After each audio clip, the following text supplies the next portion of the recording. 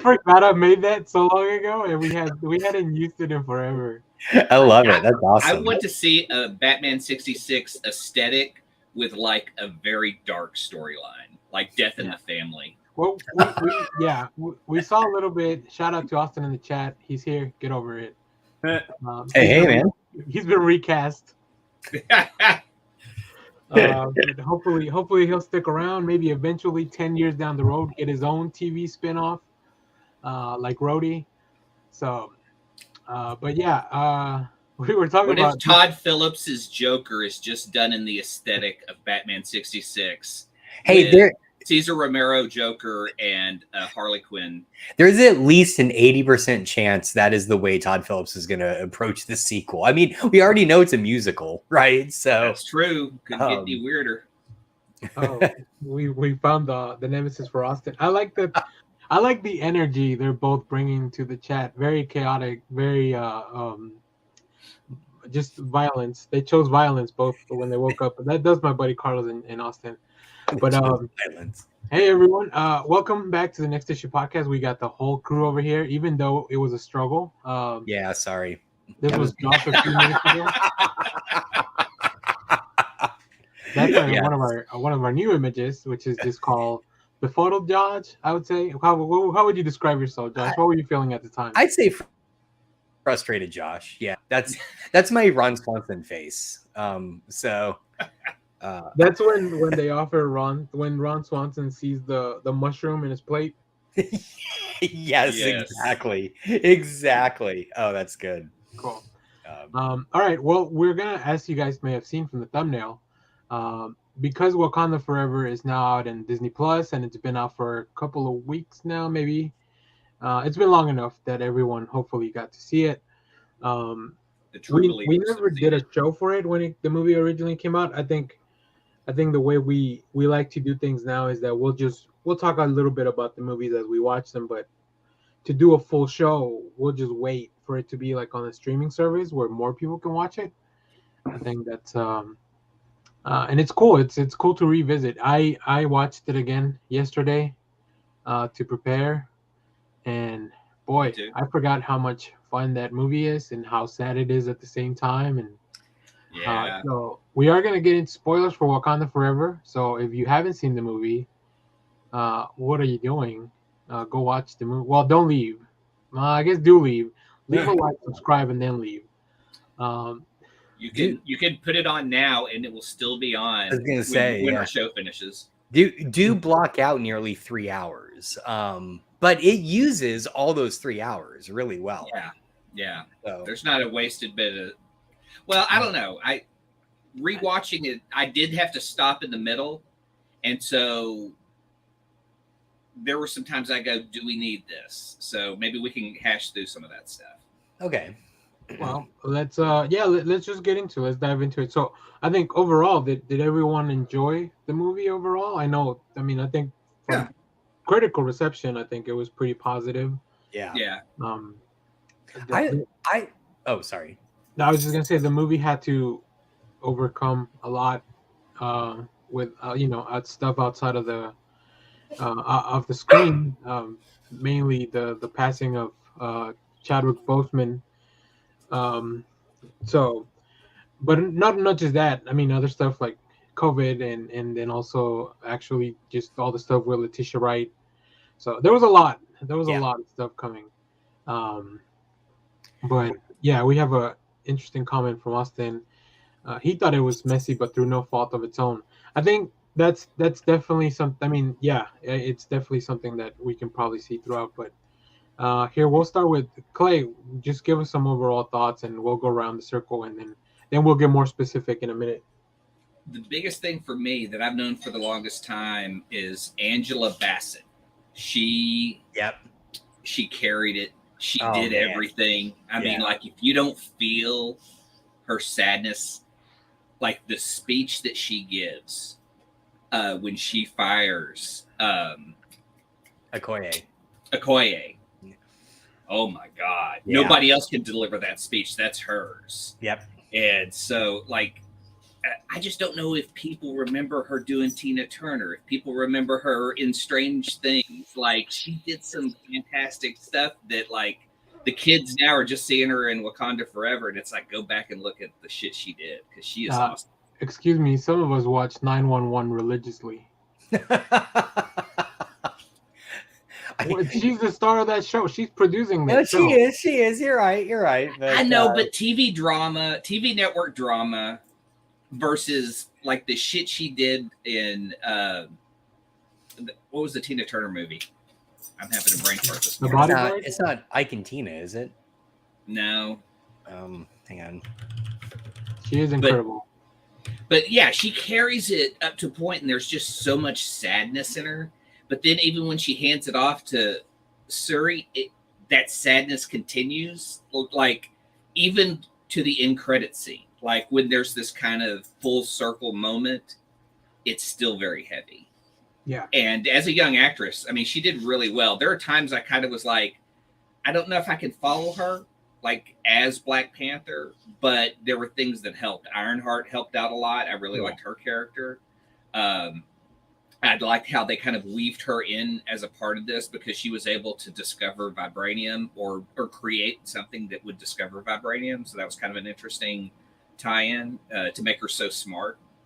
And then just the moment when they pull Michael B. Jordan back in. Yeah. Like, you don't expect it, but you needed it. And he gives her a speech letting her know that she is coming at it the same way he did. And that was a really interesting way to kind of present the Black Panther now. Nice. Kyle, what about you? What were your thoughts overall on this movie? Well, that was a lot of fun. I don't know. I did like Namor. I mean, I still don't see why they couldn't have been Atlantis. I don't know why it had to be some kind of South American kind of thing. But you know what? Secret Wars is coming up, and they could always change it. So it's interesting that they've kind of created this huge mythology around it. So, but I thought he was really well done, and I think one of my favorite scenes is when they're coming into Wakanda, and what's his name, the chief of the ape tribe, or M'Baku. M'Baku. He goes in, uses a staff, breaks on Namor. He's like, uh-oh. Namor just punches him, and he goes flying all the way back. And it's like, oh, that was a great scene. So, how tough is he to take a full hit from Namor, who hasn't even been affected by heat the way they do at the end of the movie? Yeah, but that has something to say about Wakandan armor, also. Yeah, right. The fact that you see it shatter in slow motion, right? I was like, are they gonna kill M'Baku? I know. That was my first thought too. I was like, no. My daughter, because we watched it together, laughed at me a few times, because there were a few times like, did they just kill so and so? And she's like, just keep watching, because when they're on the ship, there's a moment where they pick up a guy that looks like M'Baku and they throw him in the water, and you're like, wait, and then they go to him to show. I thought that was M'Baku as well, and that was the exact moment I was thinking of. I thought it was, I thought Ironheart was a lot of fun. I know, it's also nice to see them developing Valerie a bit more. The fact to find out she's what's his name's ex-wife, and then he uses him, and it's getting to come to find out that she's more of like either the current Nick Fury or the current evil Nick Fury. That she's got her own agenda that's going on with the MCU. So overall, a lot of fun movie. I mean. Enough of an agenda that she put her own ex-husband in prison at the end, like and then Shuri breaks her, not Shuri, but what's her name, breaks him out of the Okoye. Yeah. Cool. Josh, so you watched this with your daughter. What did you guys think of the movie? So it was my first time seeing it. It was her second. She saw it in the theater. And just real quick before that, is she caught up? I know so I think a few months ago she started rewatching the MCU. Yeah, so this past summer, she rewatched all the movies. Okay. Film-wise, we still haven't seen Eternals. I don't think she's seen it either. And we're still behind we still have to finish Moon Knight, and we still haven't watched Ms. Marvel yet. Which, again, I'm like, it's just time at this point. It's not because I don't want to watch them. I was actually super hyped for both of those. So, okay. Yeah, I was really impressed with Wakanda Forever, because I think the best way I can describe it is it had the thinnest needle to thread, and it did it, right? Because you know, if they had just if they had just started with kind of mourning T'Challa and then moving on, that would have been an utter failure of this movie. Yeah. And instead, the whole movie is about the loss of him and the lack of him. Mm-hmm. I do also, so I will very kindly, graciously disagree with Kyle. I loved the new backstory of Namor in this because what it did was it pitted, well, first off, just bringing a Mesoamerican culture and history and society into the MCU along with this advanced African society, I thought was a wonderful pairing. It also, by the end of it, you feel like it kind of takes the same moral complexity of the first film by talking about the fact of conquered and conqueror, you know, colonizers, colonizer, like that kind of unites Namor and Wakanda, because Wakanda obviously stood on its own in the UN and was being an enemy of every state because they weren't helping and giving away vibranium and doing all this stuff, and they had just had this heavy loss, and then the Queen has to not only defend their stance but have her people take down all their army and bring them in and show them off as like, look how you treat us. Well, and sorry, Kyle. Go ahead. Good. Well, and it's this. I thought that was such a bold move because it's this retrenchment from how the first film ends. Right, the first film ends with the whole "we're going public." Right, we're now known in the world. We're out there, and what's fascinating is Wakanda Forever flips on its head, where Namor wants to basically go to war with the whole world. Like he wants to go public, right? And you have this confliction with the Wakandans about what they do. One last point I'll say, and I thought, and if I'm wrong about this, correct me. But I feel, and this is going to really piss off Danny, I feel like this movie pulled the Martha better. Because in the way that Martha was used so poorly in that, the use of the story of how Namor gets his name, I thought was utterly fantastic. And I don't know if that's canon. I don't know if that comes from even just like the creators. You know, I forget the guy's name. Was it Bill Everett? Bill Finger? Bill Finger. No, Everett created Bill Everett, Submariner, right? So I don't know if that was maybe his thinking or whatever when he came up with the name, but I don't know. I loved that. I loved all of that. I thought it was just so amazing. So anyway, I quite agree with you. I thought that was really interesting to go through, like, to take your enemies, like their name for you, and just make it your own and like grab it. I thought that was really. I disagree with Austin on here because Austin very much disagrees with me on this. Not a fan of that moment, but I thought that, I mean, because that's what I think, over the last years, a lot of people that have been oppressed have been taking that and just kind of embracing it and turning it against their oppressors. Oh, interesting. Okay. I think it's important. So there's also the fact, like, he even calls himself, I know I was given wings and pointed ears. I was a mutant. Yeah, right there in the movie. And I love that. Was a jaw-dropping moment because I remember I turned to my daughter and said, "They've never used that word in the MCU yet, right?" And she's like, "No." Well, Miss Marvel. Maybe when you get caught up. Well, okay, all right, fair. in the film, that was the first time. I just need a vacation from like everything else so I can just catch up on shit. You got spring break coming up, right? I think.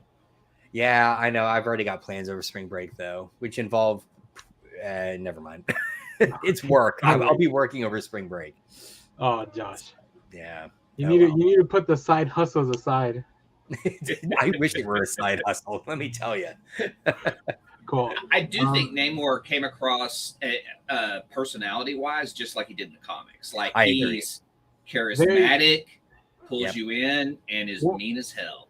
One of my favorite, and overall I really enjoyed the film too. I got a whole review for it. There's a bunch of videos on the channel, but one of my favorite scenes, and there's a few things that I really enjoyed, like, but the scene where Quinn Ramonda summons him with to distract them from to rescue Shuri, when he steps into the beach, and he just goes up right to her, like, Yeah.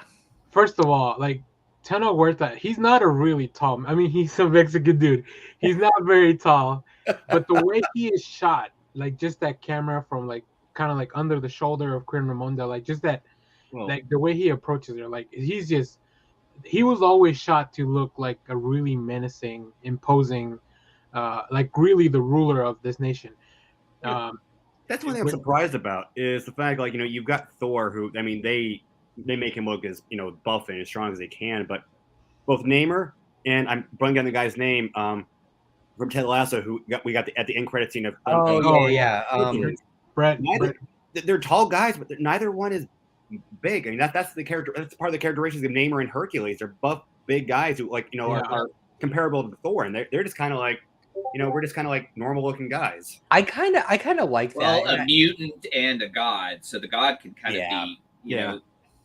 But I do wonder, just kind of practically, if there have been so many news reports coming out about, like, from Chris Evans, from all the Chris's, but also Paul Rudd talking about trying to get in shape for Ant-Man 3 and just how hard it is. That I wonder if, just from a production standpoint, they're maybe stepping back from this like ultra buff character, so that the poor actors don't have to like not eat carbs for 3 years to like get into shape, So yeah, I mean, I kind of would expect Hercules to be like big, especially because Brett Goldstein, like, he had like maybe a couple of weeks to get ready for that. I don't think that he talked about that, how that was really that was really kind of last minute. But then also, like, how do you expect to compete against, like, they tell you to get buff and you're like this one dude, and then you got like going up against Jonathan Majors or like exactly. Breathe. Oh my god. Like, this dude is, I think there was some there's what I was looking for. Like, this dude just looks like he was carved out of stone. I know, and Kang doesn't even wear like a tight costume. I was thinking, I wouldn't be like, Kang isn't just shirtless. I just want to. I am really anti-Namor. I appreciate that. Well, and so go ahead, Josh. Well, I was gonna say, so theory time. Oh, here we go. Do we get Namor back in the Fantastic Four movie? And are they gonna run with the whole he and Sue have the hots for each other? Yes. Okay. And then also, I will say, the one disappointment I have in this movie that I felt got shafted was Namora, because she's in it, and we get no development. No development at all. So, oh well. I think this was really about establishing Namor and that makes country. Sense. I mean, he's going to overlap with Wakanda in terms of dealing with colonizers in his past. He's going to overlap with mutants. That's going to be really cool to see. And then overlap into the Fantastic Four, hopefully. I mean, because he's always been tied to it. I'd hate for them to not have him included. Do you think they're going to use the oh God, why did I just blank on it? What is the Wakandan mineral that is like the vibranium? Thank you. Do you think they're going to use the vibranium as the reason mutants exist throughout the MCU? Like, they're not going to be children of the atom; they're going to be children of vibranium. I think we're still going to have some kind of mutation in the whole thing, because vibranium is just it's so centralized to that one area. I don't think it's going to be a meaningful. But I was going to say, the one thing I wanted to throw out is this movie, and if everything I'm reading about Captain America and Captain America: New World Order is the fact that, like, Wakanda breaking off from the rest of the world, not given vibranium, is even showing that if what I'm reading about the new Captain America movie is true, is that Thunderbolt Ross is the hand from the Eternal is supposed to be made into adamantium now, and that's going to be the new mineral that the world is trying to race to actually get to. Oh, and this isn't just like out of rumors. This is a lot out of like different like media sites. Like apparently the thing is, the hand and the Eternal is, when it was changed, it became an adamantium, and that's why he's creating the Thunderbolts, is so that way he can actually go and actually get, like, America can be the first superpower to actually get that new mineral, but since they can't do vibranium anymore. Oh, okay. Yeah, I mean, I think is adamantium is made of in some is in some comics there's like a something where it's like a mixture of vibranium and something I else. don't think so. I think Madamania was its own thing. Okay. And yeah, maybe it's a proto adamant. There's so many metals. There's so many rare I know. metals in the comics. I mean, given the comic books that Cap's shield was a mixture of different things, along with adamantium and vibranium, and then in the MCU it's just vibranium. It's, you know. Yeah. I also want to talk another one of my favorite scenes, and I'm a little conflicted that Marvel keeps like I like that they introduce new characters. I love Ironheart in this movie. I think she's great, but I also feel like she didn't get enough of screen time. Like I love the stuff in the college, like that scene in her dorm room. Oh yeah, is one of my favorite. Like just the whole conflict with Okoye and Shuri, like how Okoye is already in the restroom, like because she knows. Yeah, that was amazing. And she throws the the speaker at her, like, you brought a spear. Like, yeah, of course you brought a spear. She never leaves a spear. But then we also then we put Ironheart aside for like I don't know 30-45 minutes. Oh, more than that, way more than that. Yeah. Yeah, and I feel like she didn't get her fair share because when they introduced Spider-Man and Black Panther in Civil War, I think their roles were, I mean, maybe not Spider-Man as much. Spider-Man was probably smaller, but even then, like, they put a really big highlight on him, on both of those characters in that movie. That was their introduction, even though it was a Captain America film. So yeah, I think maybe that's this movie. If to do right by all the characters, it would have been like 3.5 hours long. Yeah. Right. I think.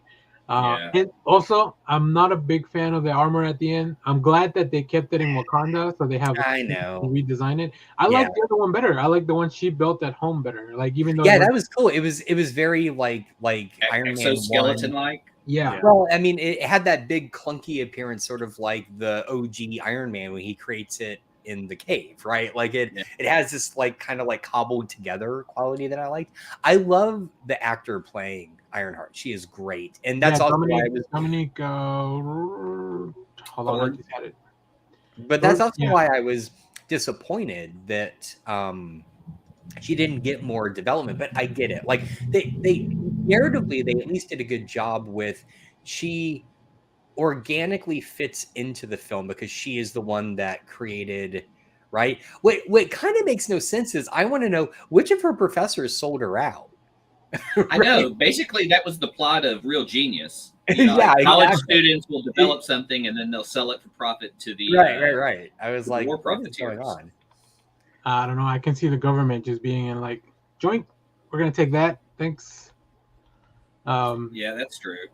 But yeah, I thought let me address one more because I think Austin's really not on board with me anymore. At the beginning and give more time. Yeah, that I like. I like the whole like tangent of like a whole new world. The Aladdin carpet ride, but underwater. Which Talokan looked great. I mean, I've seen a lot of behind the scenes of how they did all that. Tanakh didn't even know how to swim prior to the movie, which is insane. Oh my god! Yeah. Really? Yeah. Oh, that's holy crap! And holy crap! Yeah, I think I'm not getting in shape for a role. Like, man. Yeah, he said he lied. I don't know if he lied, but he didn't put it on there. It was really funny. Like I've seen interviews with him talking about it. I also really liked the underwater scenes. One thing I liked, and just in my brain, I kept thinking back to like how, again, I feel like I'm being dismissive. I'm not trying to be, but how Snyder and what's his face handled it in Aquaman, right? Where it's very bright and blue. Yeah. And here it felt more like the abyss. It felt more real. Like they're going to this deep, dark area, and it's like you get very little light until you finally get, you get there. And even then, it's not. It only highlights certain areas of the architecture. Well, it's not, this big, beautiful, like blue swirling area.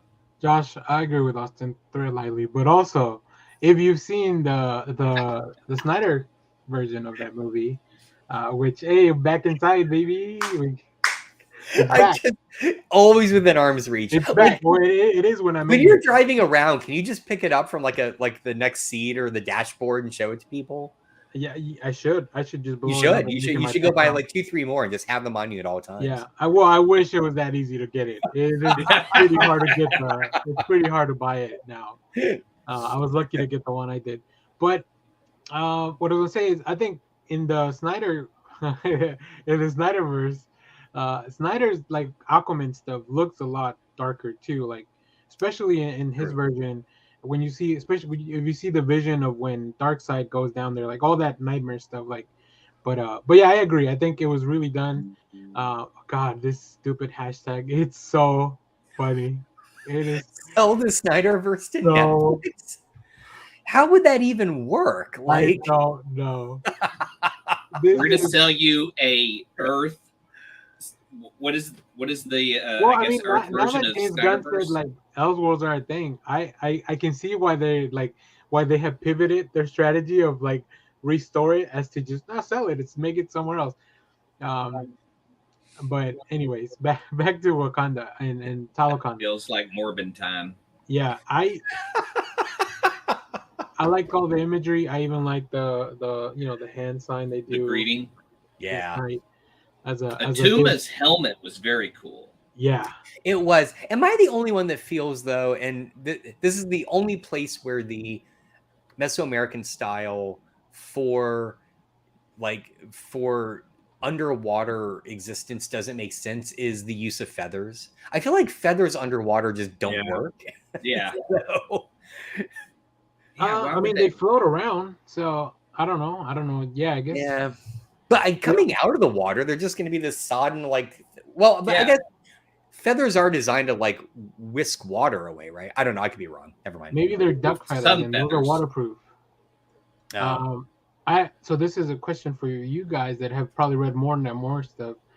Is the skin changing? I mean, it makes sense. No, like, that's not. I don't even think they're blue in the comic, are they? Namorita's always blue, right? Namorita and Namor, everyone else is always blue no matter what. Oh, okay. Yeah, because they're Atlanteans. They're not. They don't have the. They're not mixed or not mutants. Yeah. Which that was cool too. I think the people of Talokan are my favorite blue people from last year's movies. But then again, that's the only one I've seen. So. Well, this also still leaves us open because, like, we have Namor, but we have Namora. We don't have Namorita. So that's another mutant we got, and especially if they ever decide to bring us the new Warriors. Yeah. Man, those new Warriors. What a property that just goes through so much shit for everyone and never happens. Oh shit. Can we talk about Okoye's story? Yeah. I mean, she has had so much loss. Like, if you think about it, since the beginning, we know that T'Chaka dies under her watch. T'Challa dies under her watch. Yep. The Queen dies under her watch. Well, I guess she had been fired before but she was still like just suffering the losses when Angela Bassett gives that scene and fires her. What's it? Audio. What's that sound? Sorry, that was me. What the hell? But we get to see her fight Atuma, which is cool as hell because we see that he has like fighting standards of how he's going. Like he's like a soldier with respect for another one that like you're going to fight with a weapon on your feet and that's how I'm going to kill you. But we see how strong she is because she's able to take out three, I want to say Atlanteans, but 3 blue people and then have to hold her own with Atuma. So like, I love seeing the strength and the stuff because like, she's so smart in how she fights. Like at one point she takes her spear in a car chase and just jams it through it and throws the car in reverse. And you're just like, holy shit. Like, she knows how to use that weapon. But then think, because I again, for me, it was like this jaw-dropping moment when she defeats those like 3 or 4, I don't know what to call them, Tawakians. And then she goes to fight him, and then afterwards they just stand up and walk away, and you realize, like you see the look in her face, she's like, oh shit, like I thought I totally took them out. Yeah, they really are our equals, if not better than, like it's a really powerful moment to use that. Let's also talk she has about a great scene when she's begging for vengeance. She's begging and she thinks she's gonna get it because she wants to go find Suri and take it out on them. So and it's just told, no, you suck, you're bad at this, get out. And I think that was misdirected anger too from the Queen, right? Oh yeah. Right. I don't think that was, but let's talk about the Midnight Angel suits. What did you guys? Because Austin in the chat put her in a Predator suit. She doesn't need any of that. She's a bad. Well, normally I don't think she would need that, but going up against the full army of Talokan, maybe she need an extra hand. Because they took out a lot of M'Baku's guys that were up there, and I mean, I don't know if you guys have read this part of the comics where the Midnight Angels show up. These are a couple of Dora Milaje that were exiled from kind of like this. It's pretty much a very similar story from what happened to Okoye, right? They were dismissed from the guard, so now they're kind of doing like stealth missions, and these are from the comics. These are the Midnight Angel suits that were. I think there's a different earlier version too, and maybe some older comics. But when I saw the design in the lab, I got really excited because now I didn't know who was gonna end up wearing it. I figured it might be I forget the name of the one with the daggers. Not and then, and then kind of her partner. I thought they might be them wearing them at the end. But it didn't turn out though. I mean, I think it made sense to the story as to who ended up wearing them. But I think she takes that and would learn. Yeah, maybe. I'm curious. In the NATO scene, we see America and France talking. Does anyone know what version around the world people get? Is it going to be their country in France, or like? Because I know they change up those things a lot for international distribution. Yeah, I don't know. That's interesting. I would think it would make sense to keep it as America and France. Maybe France would have been changed for the French. Like maybe because the French were the ones that had invaded. Mm-hmm. Oh, look, see, Austin agrees. It should have been them and Okoye and not Okoye. Yeah, I mean, I think narratively it made sense for Okoye to. Yeah, I don't know. I think either way it would have worked fine. I think, especially because you could tell that they made a really good team, as not only like Dora Milaje but just partners in life, which we get like a very small glimpse of it as we're closing out the movie. But yeah, I think that now the only one thing my biggest complaint is really towards the end of the movie. The fact that they have chosen to go into the sea to battle this army logistically does not. And I know I had this exact same thought. This is the exact same thought. I know they were trying to lure Namor out, and it was definitely. I feel like they should have had two ships then, the lure ship, and then that. I agree. I know it was definitely intentional to lure Namor and the army out, and they caught him by surprise a few times with some things they weren't expecting. They were ready for sure, but I feel like they should have had either that or a ship flying. What's it called? Like with stealth, right? Yeah. To take full advantage of like not just being in the ocean because that's their domain. Like with all of the technology Wakanda has, they could have had ships. They could have had air, land, they could have sea. Sucking them out with their beams.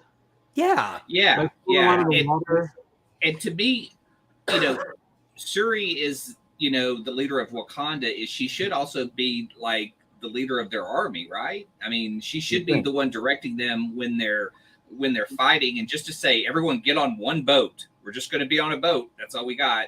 Yeah. And go fight. It's so weird because she was so meticulous about how she was going to defeat Namor, but the ship idea was just such a bad idea. It almost feels like I'm okay with sacrificing whoever's on the ship.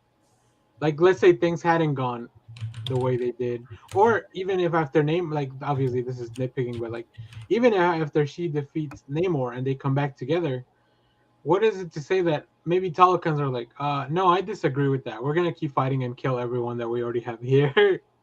Yeah, because I mean, he really had to explain it at the end of like, what was this move? I don't understand, to his people, and it's like, hey, politically, I'm in a great position because the entire world's going to go after Wakanda, and they're going to want our help. So we're like an ally to them, but we're hidden.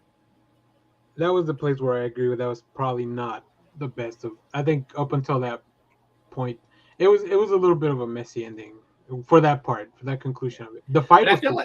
Namor did what I felt like Namor in the comics would do. He would go fight his own battle, want to do his own thing, and he really wanted to get Shuri. Yeah. And I felt like because we had Chadwick as Black Panther, we need to make that comparison now about how the two are very different. And I mean T'Challa and Shuri, because T'Challa, like, he could fight, like he went after Winter Soldier, Captain America. Like, you got to see great fights in Civil War, and you got to see him do incredible shit in the first Black Panther. Shuri is like a small girl who doesn't have the fighting history that T'Challa has. She has to be smarter. And so, like, I like that they built that scene at the end, because Namor is a fucking badass. How is this kid gonna beat him? He has how many years old is he? A history of fighting. Yeah, 600 or something years old. Yeah, and she's 24. No, he's 500 years old. 500. That's my bad. Yeah, she's always been a brains person and never a brawn person. So the fact that she could fight was interesting, but it had to be way smarter, and I think that kind of paid off. Yeah, that was it made sense. I don't think she was ever gonna beat him just like on a brawn, like, which was cool. So to go back to the other point, I think it's a good segue to talk about how Shuri is very different from T'Challa. I think the movie very smartly shows us little seeds throughout the film, and the culmination of that is one of my favorite scenes in the movie, which Clay touched on at the beginning, when she takes the herb and goes into the ancestral plane. First of all, she comes in from the water. Normally, like, you're in the plains, right? I think it's very because I think T'Challa, when he took the herb, the times we saw him, he was very calm. This was part of a natural process. He was not under anguish. Like, obviously he had just lost his father, but I think he very, he made peace with that after everything that happened in Civil War. Whereas Shuri's still kind of going through all this turmoil. She just lost her mom after losing her brother like a year prior, and the reveal of who is sitting in that throne. Yeah, I lost my shit at the theater. I remember my daughter was literally, because she knew it was coming, was like slapping me, like she was so excited. Now, did anyone else? I had this moment where, again, I'm like clenching my ass because I was so worried they were going to pull a Princess Leia and do like, CGI Chadwick Boseman. No.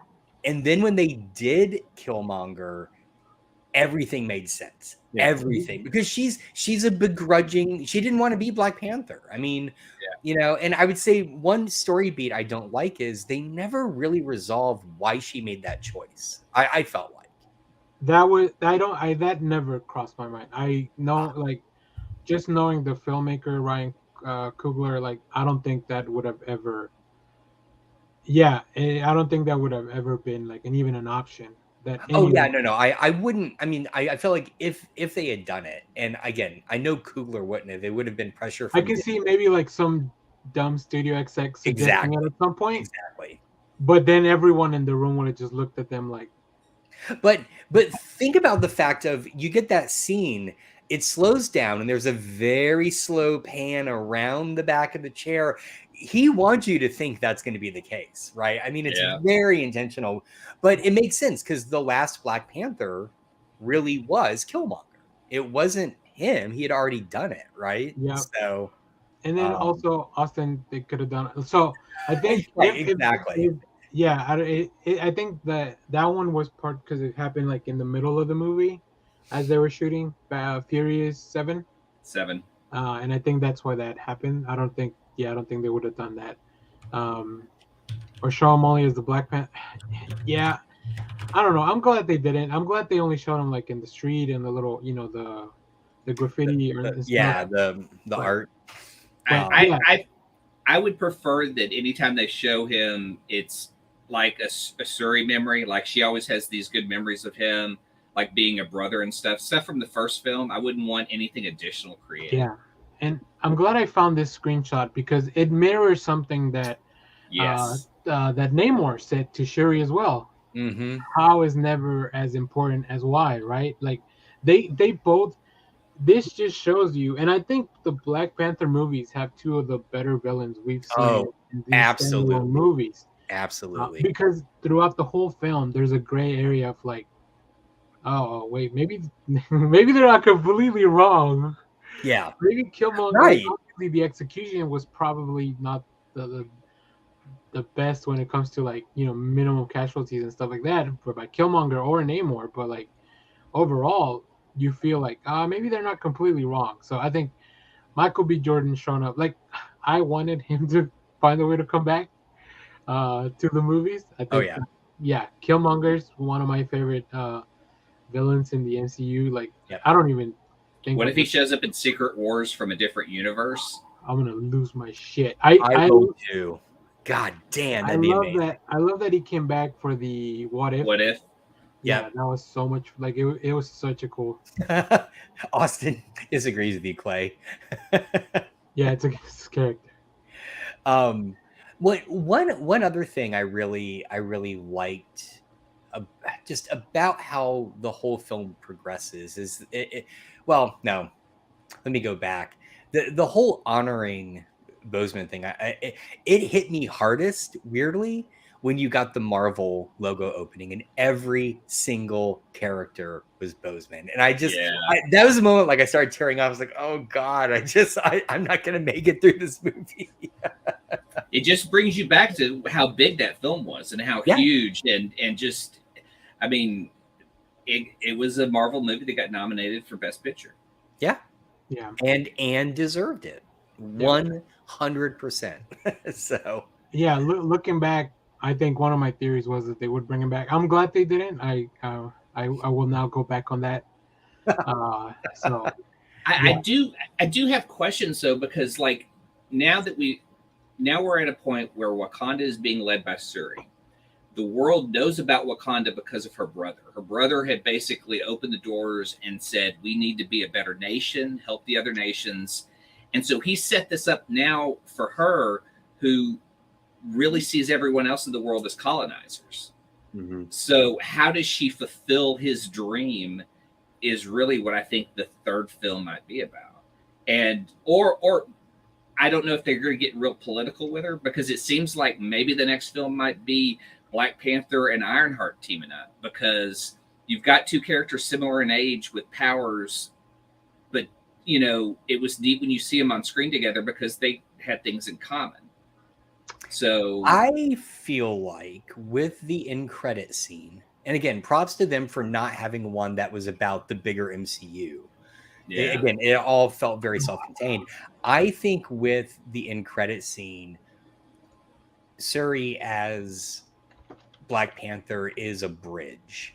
And I think they're going to be aging up T'Challa's son and making him the next, because to me the great thing about her is not, I mean, she's great as Black Panther, but she's a scientist. Like, let her do science shit, right? And so I wonder if she's just kind of the bridge between the generations. Because it would be hard for her. I don't think she's a political person, so her trying to manage that would be, but then I thought at the end when M'Baku shows up and is going for the throne, is there going to be some sort of political imbalance within Wakanda? No, I took that as him.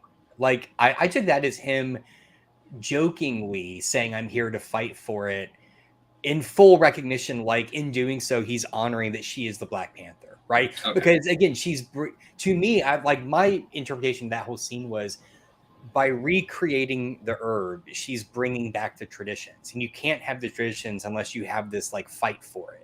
And so M'Baku just showing up, because nobody seemed disturbed at all that he was there. They're all laughing and smiling. So I think it was just him acknowledging, like, this is pro forma, right? We have to do it. Yeah, but see, then I also thought maybe it was her going against tradition and having her serve as Black Panther while someone else served as king, because she knows she doesn't have that political prowess that maybe she puts in M'Baku, or maybe M'Baku becomes like the military leader that Wakanda needs. Right. No, all right, that's a good point. I had not even thought about that. I mean, there's so many things at the end of this film that lead into stuff about her leadership that I'm very curious about. Yeah, I think Austin agrees with that. I think he's, the way I feel, M'Baku's the one kind of taking the lead, and she's just going to be the Black Panther to kind of sort things out. Okay. And he's gonna, he's probably gonna justice for M'Baku. Because M'Baku enters a room, when he's chewing on his carrot and he starts talking about like, God, what a great entrance! I laughed my ass off, and he just walks in eating a carrot, like like how embarrassed that he is of them who let someone sneak into Wakanda. And damn you demon woman. He kind of belittles them, but he doesn't really like he has that political savvy. Yeah. And it shows in that scene. Like there are so many great scenes with him too. Just when he goes into a fight, like even though he is he's in Wakanda, so he's just hanging out with his people. But when he sees that attack, he goes in just like Bruce Wayne runs into the fallen building. Yep, saving whomever. Hold my stick. I gotta go in the water. Yeah. Swimming in fur, no less. Yeah. I just want to point out that shit is heavy. Sure I know. I love to see his face when he goes underwater and he sees the whale go by, and it's just like, yeah, that was incredible. Yeah, I do want to know. Like, I need a short or a comic or something explaining how the Talokans just ride whales, because as far as I know, they don't have the Aquaman boop, boop, boop, boop, boop, boop. Like, well, no, in the lore of the original normal comic books, they can talk to animals, especially Namor. Oh, okay. Yeah. I mean, how did they also Atlanteans were left out of water? Like, I think Namor like a few times I see him screaming underwater, like barking orders or like just stuff like that. Oh, classic. Yeah, just because I remembered, I have it. So we can look at the first appearance of Namor. I mean, in the original comic book lore, Namor has pretty much every power that Aquaman does. Interesting. Whoops. Oh, fuck. Wait. Sorry. I can't see. It is really rough to read this first issue because Everett did like a lot of, and I'm not sure how he did it, a lot of like shading. And so it's really hard to read. Like it's super dark. Like it's really hard to read. Oh yeah, that looks like. I think I have that somewhere because they reprinted his. They recently reprinted that first. When the movie came out, they reprinted them. So Austin says they tame them like horses. Yeah, that's what I'm thinking. It's why not? So by issue 2, they establish and. On land, he's this color. God, I can't. This color, and then underwater, he is this color. Oh, interesting. Yeah. So, I don't know. But that was what year did that come out? 39 or 40. Yeah, that sounds about right. Hang on. Oh, really? I always wonder, with the way the Hulk green and gray turned out, like they didn't know what color was. If this was a situation. No, I suspect it was probably Everett. He always seemed to be playing with shading and color in these early issues. October 39 was Marvel 1, and then the rest of these December 39, January 40, February 40. So 39-40, as Kyle said. All right, I do want to touch also on one of my other favorite scenes was actually one that doesn't have a lot of action, but it's Nakia going undercover into the village to try to get in for just showing, because I think we've always in the first movie we know that Nakia is rescuing refugees and it's like she's kind of a badass doing her own thing. Yeah. But we don't get to see a lot of her actually fighting maybe until the end, the big battle at the end of the movie. But here we see that her skill set is not only is she is it polyglot when you speak a lot of languages? Yeah. Yeah. Look at me using Josh words. Well, thank you, sir. I feel honored. Only one at a time though, because I already forgotten all the other ones I've learned. Pollyanna. Yeah, they're all poly. Every word I've learned They're from all poly. poly. Polymorphous, right. polygamy. It's all good. You heard it. Josh endorses polygamy. That's the next issue exclusive. But yeah, I mean, she's kind of a badass. Like we see her in the first movie when they go to the casino or whatever. Into. I was almost gonna say Madripoor, but that's not in the first movie. And then obviously Lupita Nyong'o speaks Spanish because she was born in Mexico. So just her listening to her speak Spanish, and another really cool thing too was that I think I want to say this is about the polygamy comment, but I'm not sure.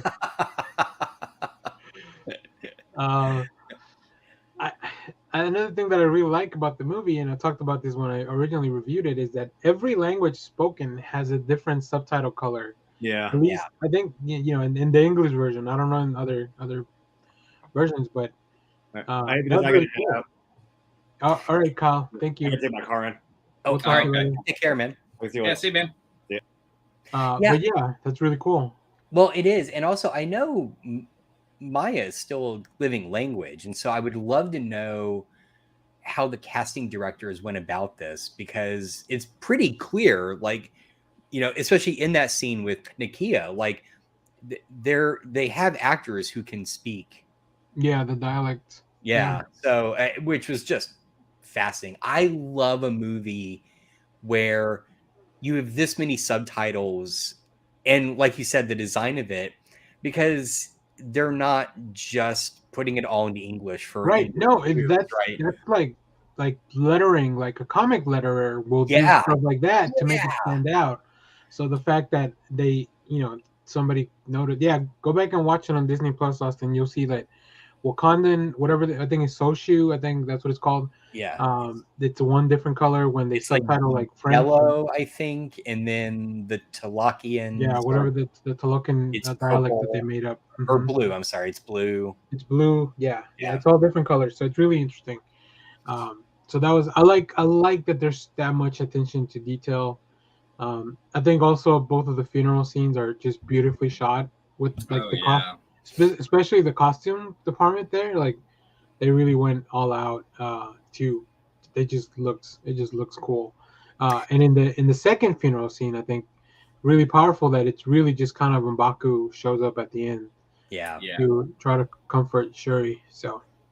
And I might be wrong about this, but I feel like at least in some contemporary, like probably since the 1970s, 60s onward, in some sub-Saharan African populations, sculpted and carved coffins are very, very important. And so I think the fact that every coffin had a different design on it may have been a callback to that, but I don't know. I love that. I thought it was great. There is something so powerful about the first one with Okoye as one of the head pallbearers, just like, stoically like crying as she's like carrying it. Just, oh man, it just hits you. Yeah, I mean, she's lost his dad, now him. Yep. What do you, the one thing I do wonder is, like, once the ship picks them up, what happens to him, right? Yeah, like where does the ship go? Oh, nobody knows. Yeah. Totally. Where is the graveyard of Wakanda? Yeah, like where does all that go? Second fastest cry in a movie behind him. Yeah, this was a very emotionally charged movie. Again, I barely made it past the Marvel logo, so yeah. I've done that for Stan Lee, and that's it. I do have one I'm sorry, Danny. No, go ahead, Josh, because I was going to start about starting to wrap up. Okay. So this is fine then. I do have one incredibly minor thing that I loved, and I suspect I might be the only person that loved it. But that is the attack on the ship at the beginning. You've got the scientists show up. It was such a dark scene. It took me about halfway through it to realize that the actor playing Smitty is one of my favorite actors from Hal Hartley movies. It's Robert John Burke, who you might know as the other actor to play RoboCop after Peter Weller. In RoboCop 3, it's not Peter Weller, it's Robert John Burke. And so I was so excited to see him because he's now, as far as I can tell, the second like stable Hal Hartley cast member after Martin Donovan, who was in Ant-Man, to show up in an MCU. So I was like, yay, we got Robert John Burke, go Smitty. And then right as I said that, he gets speared to death. I was like, oh, fuck, they killed Smitty. And my daughter was like, what the fuck are you talking about? And I'm like, I like Smitty. So anyway. Well, and the other cool thing is we get to see Poison Ivy show up in that helicopter. Lake Bell, who's Dr. Lake Bell. I couldn't identify her. Again, that whole scene was so dark. I couldn't. Dr. Graham, I think it's her name. Yeah. She's the voice actress currently doing Poison Ivy in the Harley show. So. Yeah. Oh, it's not Kaylee Kuwoko. Oh, that's Harley. Yeah. She's Harvey. Sorry. Never mind. Yeah. Okay. And then I think I guess we're now into kind of final thoughts, and we'll probably close out with the end credits. To kind of just wrap that up. I am very excited as to what Julia Louis-Dreyfus's character is going to be doing in the future. Yes. She's the worst. Like, she's just the worst. Like, the whole addition of her and Martin Freeman, like having been married. Yeah, that was interesting. That was interesting. I wonder how that's going to play out in the future, especially now that he's we hadn't even touched on her. I don't know. Like, she's got all these machinations in the. I think Marvel is doing a really interesting job of maybe doing a misdirect of like, Kang's the next big bad, but like meanwhile on Earth, she's gonna like she's doing her things maybe to even set up either something after or in between, like these really big events. Something's happening, which probably will lead to the Thunderbolts and Armor Wars, or like the next Cap movie. Yeah, that's where all that. Now Austin says to remove all that and give him Namor more time. Can't disagree. Yeah, I mean, you could I get it. I understand. They had to have Martin Freeman as Ross come back, and he was a great addition to this. I still hate his American accent. And it was funny because both my daughter and wife watch. It's like, he does a good American accent. I'm like, I hate it. Okay. I just do. I don't know what an American. I don't even think people in America I don't think there's a regular American accent. Like, I know there's like regional American accents, but no, it's my litmus test is if I can tell it is a British person specifically doing an American accent. So, for instance, Cumberbatch does it well.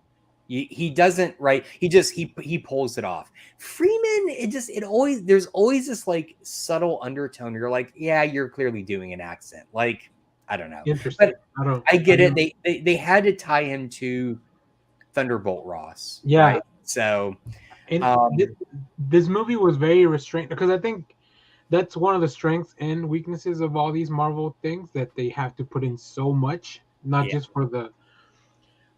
Imagine it's like you're trying to write two stories at the same time and have them both be in sync. It could be a little distracting. Like, if this was just a Black Panther movie, then it would have been much tighter. Some of that stuff wouldn't have been around. So, although I will give them credit that they really limited the number of those moments. Yeah, they all drove the plot forward.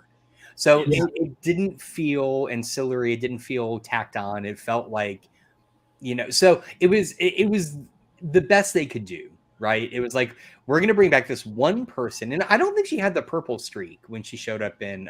She did. I think she's always had it, I thought. Even she's always had it. Yeah. Falcon and the Winter Soldier? I did not recall it, but okay. I don't know. Shout out to Andrew Lincoln. Yeah. What's his face that plays Spider-Man does a really great. He sounds natively American. I mean, he sounds like he's from Queens. Yeah, exactly. Yeah, good Queens accent. Christian Bale also, I think, does a great. American accent. Say whatever you want about his Batman accent.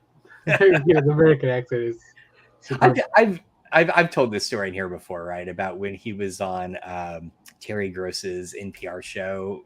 I think not long after, it was either Batman Begins or Dark Knight, probably Dark Knight.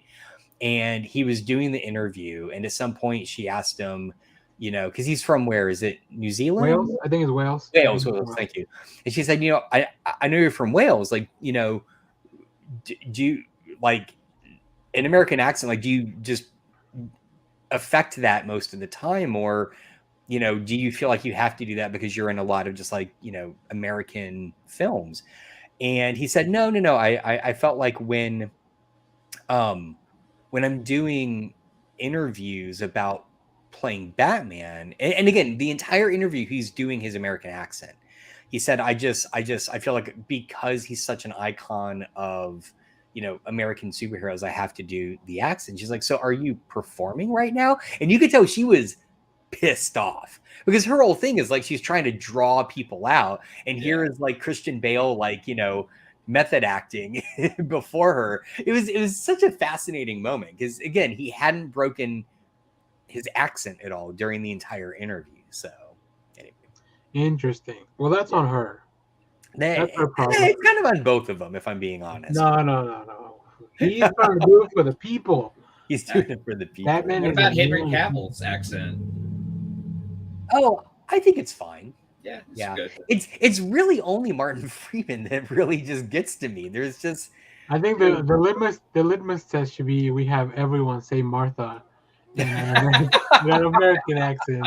That would be awesome. Once you master that. Yeah, that's true. All right. So real quick to wrap up the Wakanda Forever talk, we'll talk a little bit more about the end credit scene. I was not expecting that, and I'm such a dummy. Like I feel like watching the movie I should have. I really like that the moment where we first are introduced to Namor or Namor.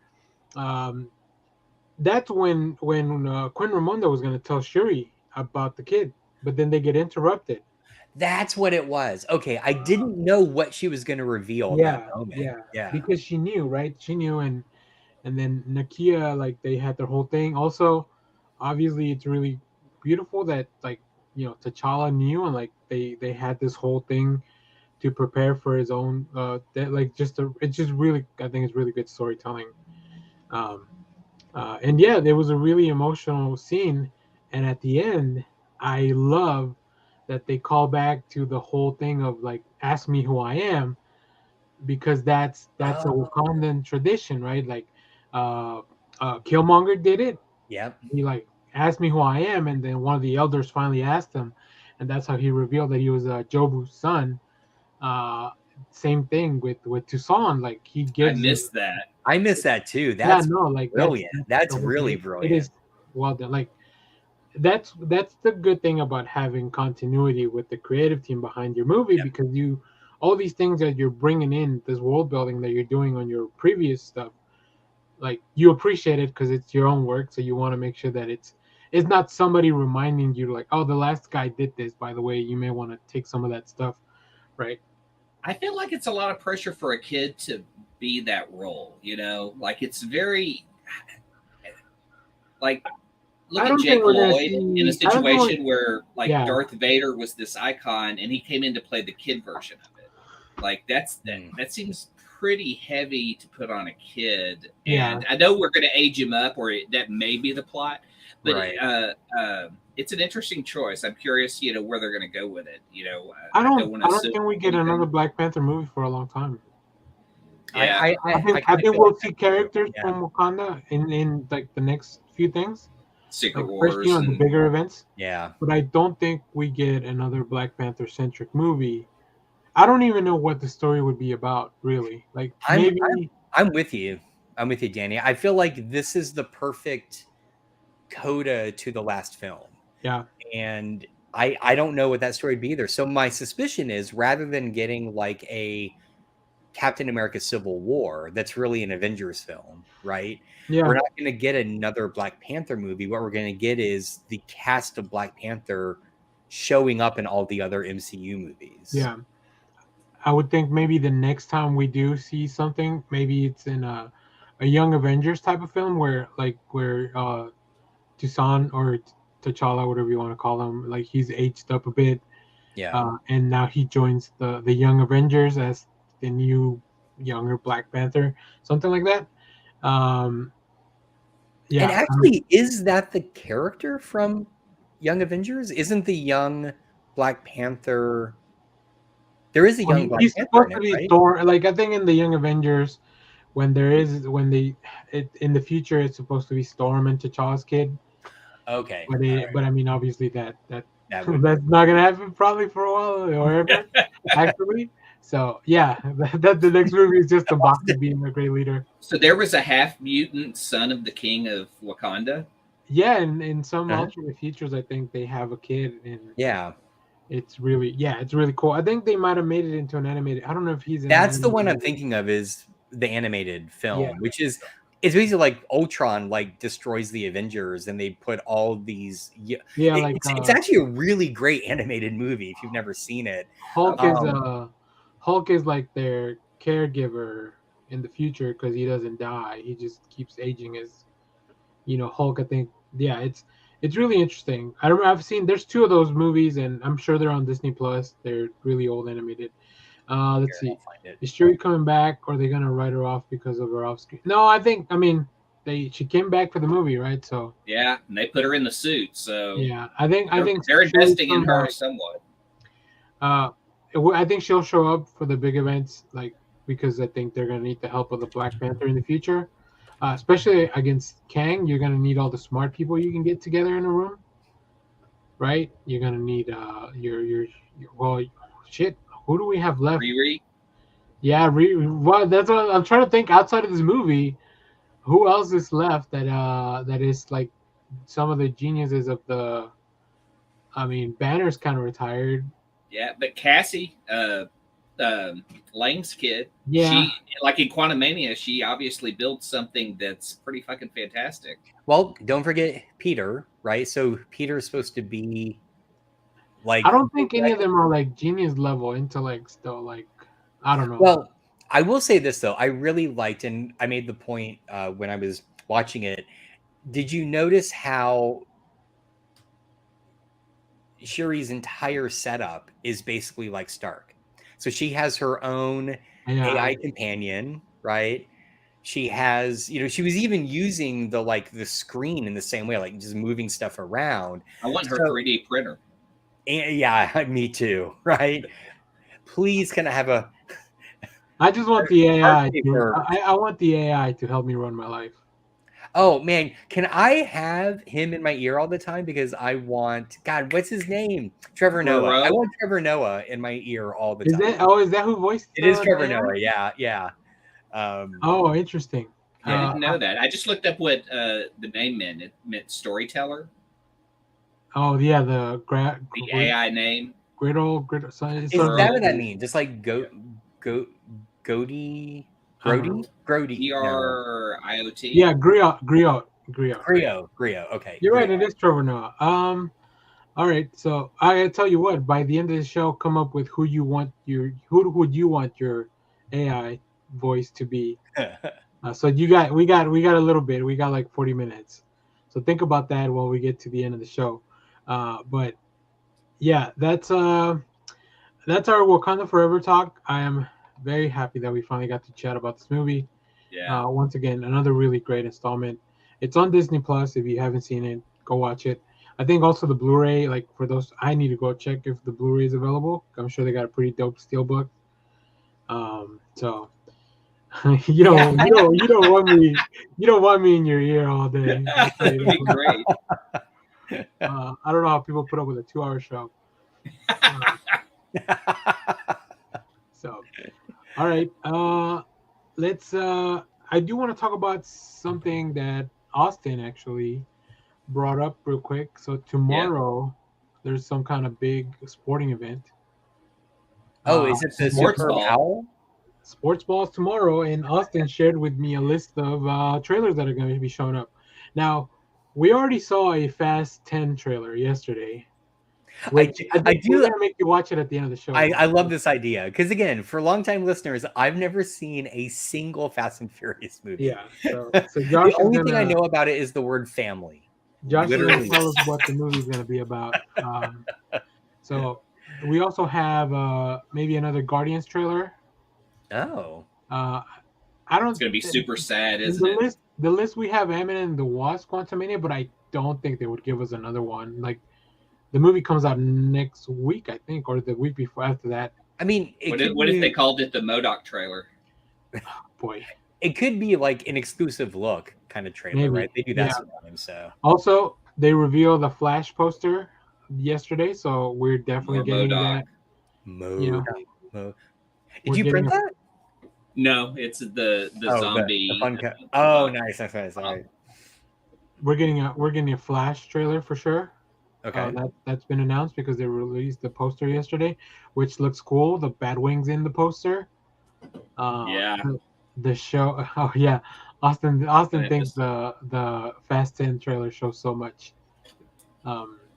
Maybe it does. Also, and maybe another Super Mario Bros. Trailer, Little Mermaid, Scream. See, there's a lot of. I don't know about all these other ones. But the ones I'm excited for is maybe we do get another the Marvels trailer, or maybe a new one. Yeah, that would be nice. Teaser. I think it's a teaser. So I don't know. We'll see. So stay tuned. I don't know what I'm doing for the game, but we'll have coverage for all that stuff as soon as we can get it. We do have a Fast and Furious reaction that I did yesterday, which got a lot of views. I'm very excited. And then we'll have you another should have one. seen me and Shelby watching it. We're like, holy shit! Oh shit! Oh, dude. Yeah, so I think excited. Leonard Kim, good point. We should show me some Secret Invasion stuff, right? Yeah. Yeah. So, does anyone feel like there was a Skrull in Wakanda Forever? No. If anything, maybe Val. I don't know. Maybe Val's going to be Val's what I was thinking. If anyone's going to be a Skrull, it's going to be Val. Maybe she's the queen of the Skrulls. What's her name? I forget her name, but like the Skrull queen. Yeah. Yeah. So, all right. Let's move it along. Thanks, Austin, for being in the chat and for the information. And we will watch we'll close out the show with the Fast 10 trailer. So let's talk about some of the stuff we've been watching and doing and all that stuff. Namor's the Skrull because he made all the strange decisions. That's how you can breathe underwater. Oh, one thing I didn't mention, sorry, and this is dumb, but I love the way he flies around. Yes. Like it looks perfect. It was so different than any other character, so it made a difference in how he used his legs to actually move. Yeah. Then when Black Panther rips off one of the wings, oh man, that was rough. Yeah, that was rough. Anyway, I just can we give props to Marvel for being like, let's bring Namor in now. Keep the wings. 20 years ago, it would have been like he can't look anything like his comic counterpart. Because come on, wings on feet, that's stupid. 2022, wings put on him in a leather outfit. They open with wings on feet. Yeah, like there's like just they focus on it. I loved it. I loved it so much. It's great. put him in a leather scuba suit. Right, exactly. Yes, we're all black. Just put an X on the front. You know what? Let's just make him an X-Man. I know this is weird, but if you get scientific about it, think about the density of his body to be able to go to the depths and how heavy that is. Yeah. And so the strength in those wings to lift his body must be intense. Yeah. And to just have that piece of muscle just ripped right off your body. Yeah. Yeah. If anyone watches Bleach, they do some really cool stuff. Like they just kind of like jump around in the air, which is really cool. Oh, that's cool. All right. Let's get into some of the stuff we've been doing and watching and all that stuff. I like to kick it off because last weekend after the show, and this will be no spoiler conversation, I went to watch Knock at the Cabin. This is the latest M. Night Shyamalan movie. I think it's a really good movie. I really, really enjoyed it. Okay. It seems there was a few things visually that I didn't like. I was like, "Oh, M. Night, you're doing this too much." But it felt a little indulgent by the choices. But other than that, like Dave Bautista is such a fantastic actor. He's so good. Yeah. And the rest of the cast is also very good. Specifically, yeah, no spoilers, Austin. I don't worry. I won't. I would never. This is a very recent movie, so I wouldn't. Yeah, Austin loves to watch the show, but we spoil a lot of stuff, so sometimes he's gotta leave. Um, yeah, but I really enjoyed it. It was a lot of fun. And I'm just really glad to see M Night doing some stuff. He's already working on another film. Like I saw it on IMDb when I was getting things ready, but it's still like an untitled project, so I don't know what's going on. I also hear the Apple TV show The Servant's really good, so I might start getting into that because he's also making that show. So really interested in that. So highly recommend that. I also watched. You guys know I love garbage TV. So there's a new sitcom out this week called Not Dead Yet with Gina Rodriguez, I think it's her name, it's on ABC, where she writes obituaries and she says she sees the dead people that she's writing about because it's a sitcom and that's what needs to happen. So it's fine. I think it's interesting enough. I will say I'm not interested in watching Night Court as much anymore. I watched it and it was interesting because it just made me feel like it was that time period again because the writing is the same formula with the laugh track and everything. So it just felt dated, but it was like watching old TV. So it was okay for me because I watched all of Night Court. I 100% agree, Clay. And that's why I think I'm going to keep watching it because it's been such, I think, an unexpectedly resounding success for NBC. It's already gotten a next season order that I think they're going to give it the time to grow and find its footing. And if that footing is just we're going to keep making it feel like the 1980s, I'm okay with that. It's not a wonderful show, I just want to say, but there are cast members like Lara Kett kills it. The actor who plays the bailiff is just painfully funny. Like she is really, really good. Yeah. They give her the best lines. They do. And I've noticed that the kind of heart that Reinhold Weege brought to it originally, they're keeping with. I haven't watched this week's, but of the first three, there is I'd say of the first four, three of them have a very powerful moment that just kind of hits you and you're like, that's unexpected, but that's what the original show did early on. Yeah. I read a really great article with one of the execs from NBC, and she was saying that her suspicion for why the show has been such a success is because it brings back all the nostalgic feeling. She's like, and I thought this was an amazing thing for an NBC exec to say. She said, we could never bring back Friends because everyone knows all the episodes of Friends. Tell me your favorite Night Court episode, right? She's like, it's not about people watching it all the time. It's about they know how they felt when they watched it. And the show brings that back. And so I think it's such an interesting experiment because it is so old-fashioned, right? It doesn't conform to any contemporary TV. So I'm going to keep watching it. I'm the only one in the family watching it. My daughter will pick OG Night Court over the new one. Like she's just not as big of a fan. So go figure. Yeah, I think like Leonard Cam, I'm gonna keep watching it too. Like I said, it's just not at the top of the things that I'm gonna watch. Like, right. Because all this stuff is on demand, so like I'll usually watch it the next day or whatever. So I'll wait till there's a week where there's like no Law and Order, because that's like 3 hours of TV that I don't have to watch. Oh my god! And then Not Dead Yet. I also really enjoyed it. I thought it was cute and it was funny, and it's this really interesting concept. So we have people that are one of the actors from Superstore's in it. Also from New Girl, her Lauren friend. Ash. Yeah, her friend Cece is from New Girl is in the show. A completely different character, and then we have Gina Rodriguez. So interesting cast. The last thing I'll touch on, and this is just I really want to bring it up real quick because I'm gonna do a review for the episode 1 of The Flash, the last season. I went back after not having watched it for I don't know maybe 2 or 3 seasons.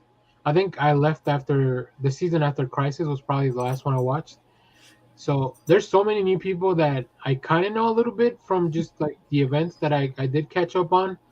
But the one thing that caught me by surprise is that all the actors that remain from the original cast, Grant Gustin, Candice Patton, and Daniel Panabaker, they look like adults now. Yeah. Which is, I mean, it's been almost 10 years. This is the ninth season. So, yeah, it's been almost 10 years from when we first. Because in my mind, I always go back to like Grant Gustin looked like a very young, just a kid, right? Yeah. Like, he could have played like a young kid still, I think, at the beginning of The Flash. And Candice Patton too, but like they've grown into like adults. Like they've grown into like actual people. Like it was weird. It was weird because then you get to see them and like, oh, they're still playing all these characters, and you know. But it's really cool that what's the name of the dad? Joe, the actor who plays the dad. Oh God, John Wesley Shipp. No. Sorry, the Candace's dad from Candace's dad. Jesus, I love that guy. Jesse L. Martin. Jesse L. Martin. Yeah. He's still in the show and he's still great. They've made some interesting changes. There was a new Captain Boomerang in this, and I had to go look up on the internet.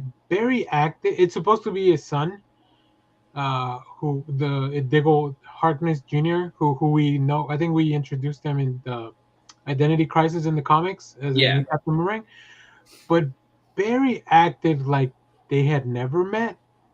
And I know that the previous Captain Boomerang, it's in the same, like it's all in the same universe. It's all canon. It is. So it was. Is it? It was very confusing. Well, I think Crisis might have changed some stuff, so I don't know. Okay, yeah, all right. They never do like things that get wiped from their mind. Yeah, like I had to go. They look just on kind the of internet. keep going. I had to go look on the internet.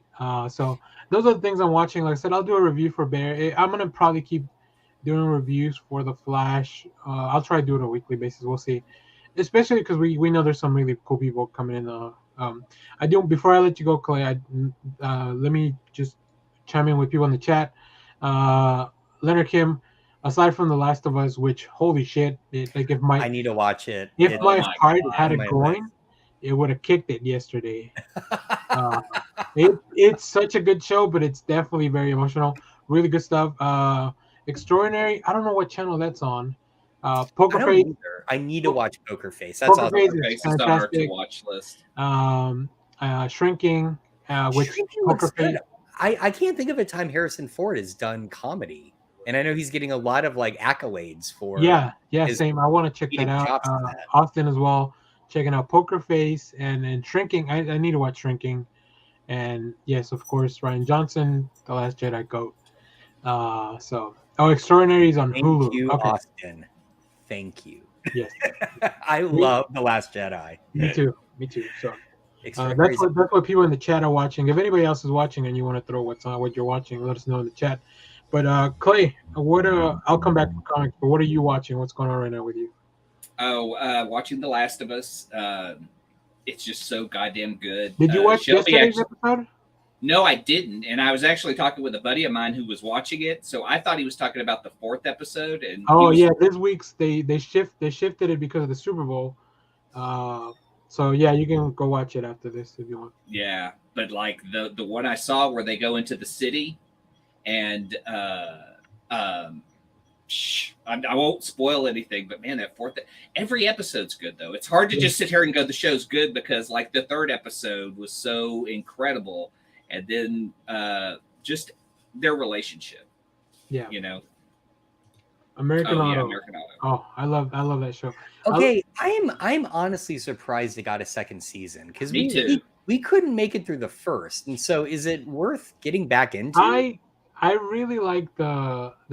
I know we had the same issue with the name a couple weeks ago.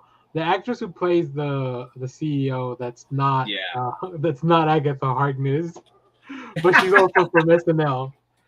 I think she's great. Anna Gasteyer. Yeah, I also like the guy who's the rich guy who's Baron Holtz's brother. Oh, and is from Superstore, right? Yeah, from Superstore. I think he's funny. And then also I should know these people's name, or the characters at least. He's the engineer who was in 30 Rock. He was Tracy's grown up adult Yes. kid. Oh, he is so good. Yeah, Ty White. Yeah, yeah. He is so good. I really like. So I'll watch American Auto before I watch Night Court when I'm watching it on demand the next day because they both they air the same I day. might just start the second season. I might have to check it out. You should just give it a try. It's really interesting. I think they're giving the characters challenges where they're not just like these asshole corporate CEOs. Like they're kind of like when they reshow, like The Office kind of did the same thing where like they adjusted as to how much we're supposed to like Michael Scott, like humanize him a little bit. Yeah. So I think NBC, and I think for comedies you have to do that. You're gonna have a season where that's probably why they renewed Night Court because I think they know that they can get they can fine tune things by the second season. So yeah. Sorry, Clay. Back to you. Oh, that's okay. Has anyone watched The Menu? Yes. Oh my God, that was really good. Anya Taylor-Joy, who is fantastic in everything, is almost like a great supporting character to Ralph Fiennes and Nicholas Hoult, who are just so fucking huge in this. And then John Leguizamo comes in and cleans up. Just every time he's got dialogue, it's great. Talk about a fun cast movie. Like every character. Like this is a movie that is more about the writing of the characters. If you hadn't written the characters well, the actors, I don't think you could have pulled those performances out of them. Right. It is. Well, I don't know with that cast. I mean, come on. You give John Leguizamo anything, and he's gonna turn it into gold. You know, I mean, I was watching an interview with him yesterday. Well, and I was watching a TikTok about an interview with him. Somebody asked him what his favorite villain that he's played or his favorite character, and he said it was the clown in Spawn. He said that he has such a good time. Just the director let him improvise a lot of stuff, and it was such a physical challenge to do it. And he's a big Todd McFarlane fan / now friends. I didn't know that. That's interesting. Yeah, he said like, look, if he doesn't know if he could do it again for this new upcoming Spawn movie, but I think he was probably one of the highlights of that movie. He was, because if you forget, Martin Sheen is in that movie. yeah. What? Martin Sheen is in Spawn. Yeah. As what? See? Yeah, he's like the corrupt, politician guy. All right, well that at least makes sense. No, he's not a politician. He's just a politician. I think he's like one of the cops that betrays Al. Okay. But I highly recommend The Menu. It's disturbing, yes. So prepare for that. There is acts of violence. Pretty intense. The movie is definitely not what you think it's going to be. I think from the marketing, it was not what I thought it was going to be. Right. I thought it was something else. And in fact, I think when we watched the trailer, I said, I feel like the story is going to be about this. And it wasn't at all. But really cool. I got to step away, guys. Yeah. Okay. While you do that, let me read some more chat stuff. Austin bragging about his Paramount Plus membership here, I think. Because he's also watching Mayor of Kingstown, which I think is the Jeremy Renner show. I hope Jeremy Renner's doing good. I hope so as well. I haven't heard any reports. Yeah, he tweeted out a good update recently, and also Your Honor, which I think it's a CBS show that also probably re-airs in Paramount Plus because that's the I'll probably get that over the summer and just catch up on a bunch of things because I know there's some good stuff on Paramount Plus. And Critical Thinking, I think he's talking about Leguizamo. I'm not sure. Austin, if you want to either that or Martin Sheen. Oh, Martin Sheen, yeah. Martin Sheen. Okay. That makes more sense than Leguizamo. So, and let's see. Austin says that was me too. I took for too long to watch The Menu because I thought it was something different. Yep, yeah. Josh, I don't know if it's a family movie night, but I think you'll enjoy the movie regardless. Okay. So, all right, let's go over some of your stuff while Clay gets back. Yeah, I do have one thing that I have been watching, and it was born out of desperation. So we being my family are huge fans of the BBC's Ghosts. The The American one, it's fine. It's not as good. It's definitely, again, like you were saying with American Auto, it's kind of like it took by the end of the first season of the American Ghost to kind of find its footing, and it's going off in this totally different direction, which is okay. It's just not as good. We love the BBC original one, right? That inspired the American. And I don't know if this is because of all the issues with Discovery buying Warner Brothers and all the HBO Max stuff, but the one place we could watch it was on HBO Max, and it's still there. But the problem is they are a year behind because season 4 came out. They're actually now filming season 5, and they've never added it to HBO Max. So I finally just went and ordered a UK DVD and ripped it to my Plex server. So we've been watching season 4. We've got one more left, and it's such a great show. It's just so great. And I realized one of the things that if you compare the two shows, again, while they're vastly different, one of the things I find so fascinating is the cultural differences between the British and the American one. So the British one, when you watch it, again, the core conceit is the same. You have a young couple who the main character, the wife, hits her head and she can see the ghosts and interact with them at each location. And then the subplot is her and her husband are trying to turn this big rambling estate that they inherited into a B&B. Okay. And one of the things I love is in the American one, they are just constantly succeeding. They face problems, right?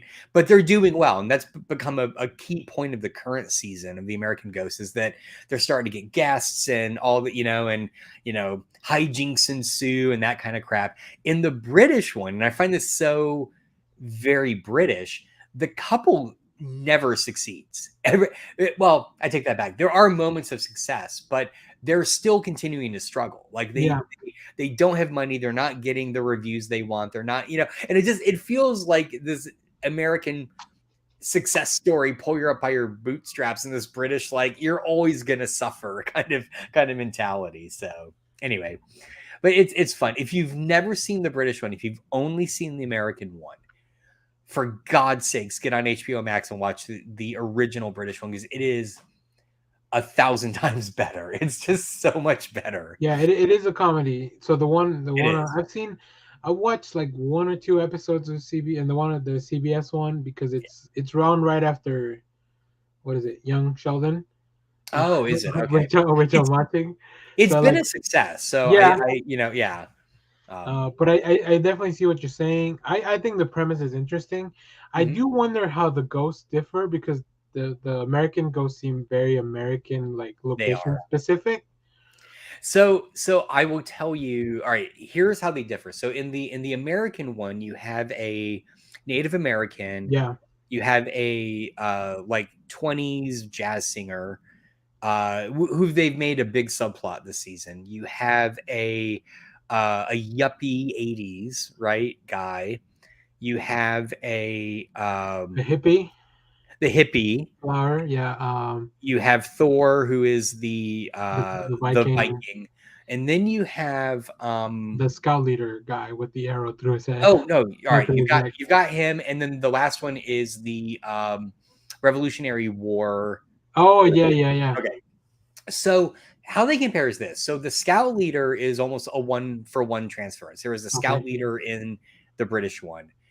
The replacement for the Native American, and the Native American ghost in the American one is by far my favorite, because he plays it against type, and I think it works so well. Right. His ancillary in in the British one is just basically a prehistoric human. Oh. And the prehistoric human also plays it against type. So he is often the most thoughtful.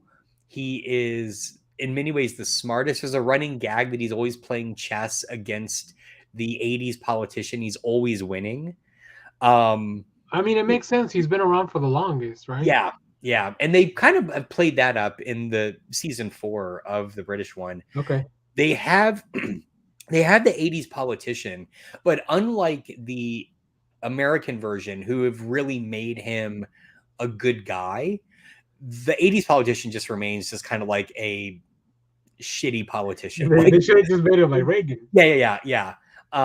You have a World War II captain, and his ancillary in the American one, and I find this fascinating. Again, it speaks to the difference between the British and American sensibilities.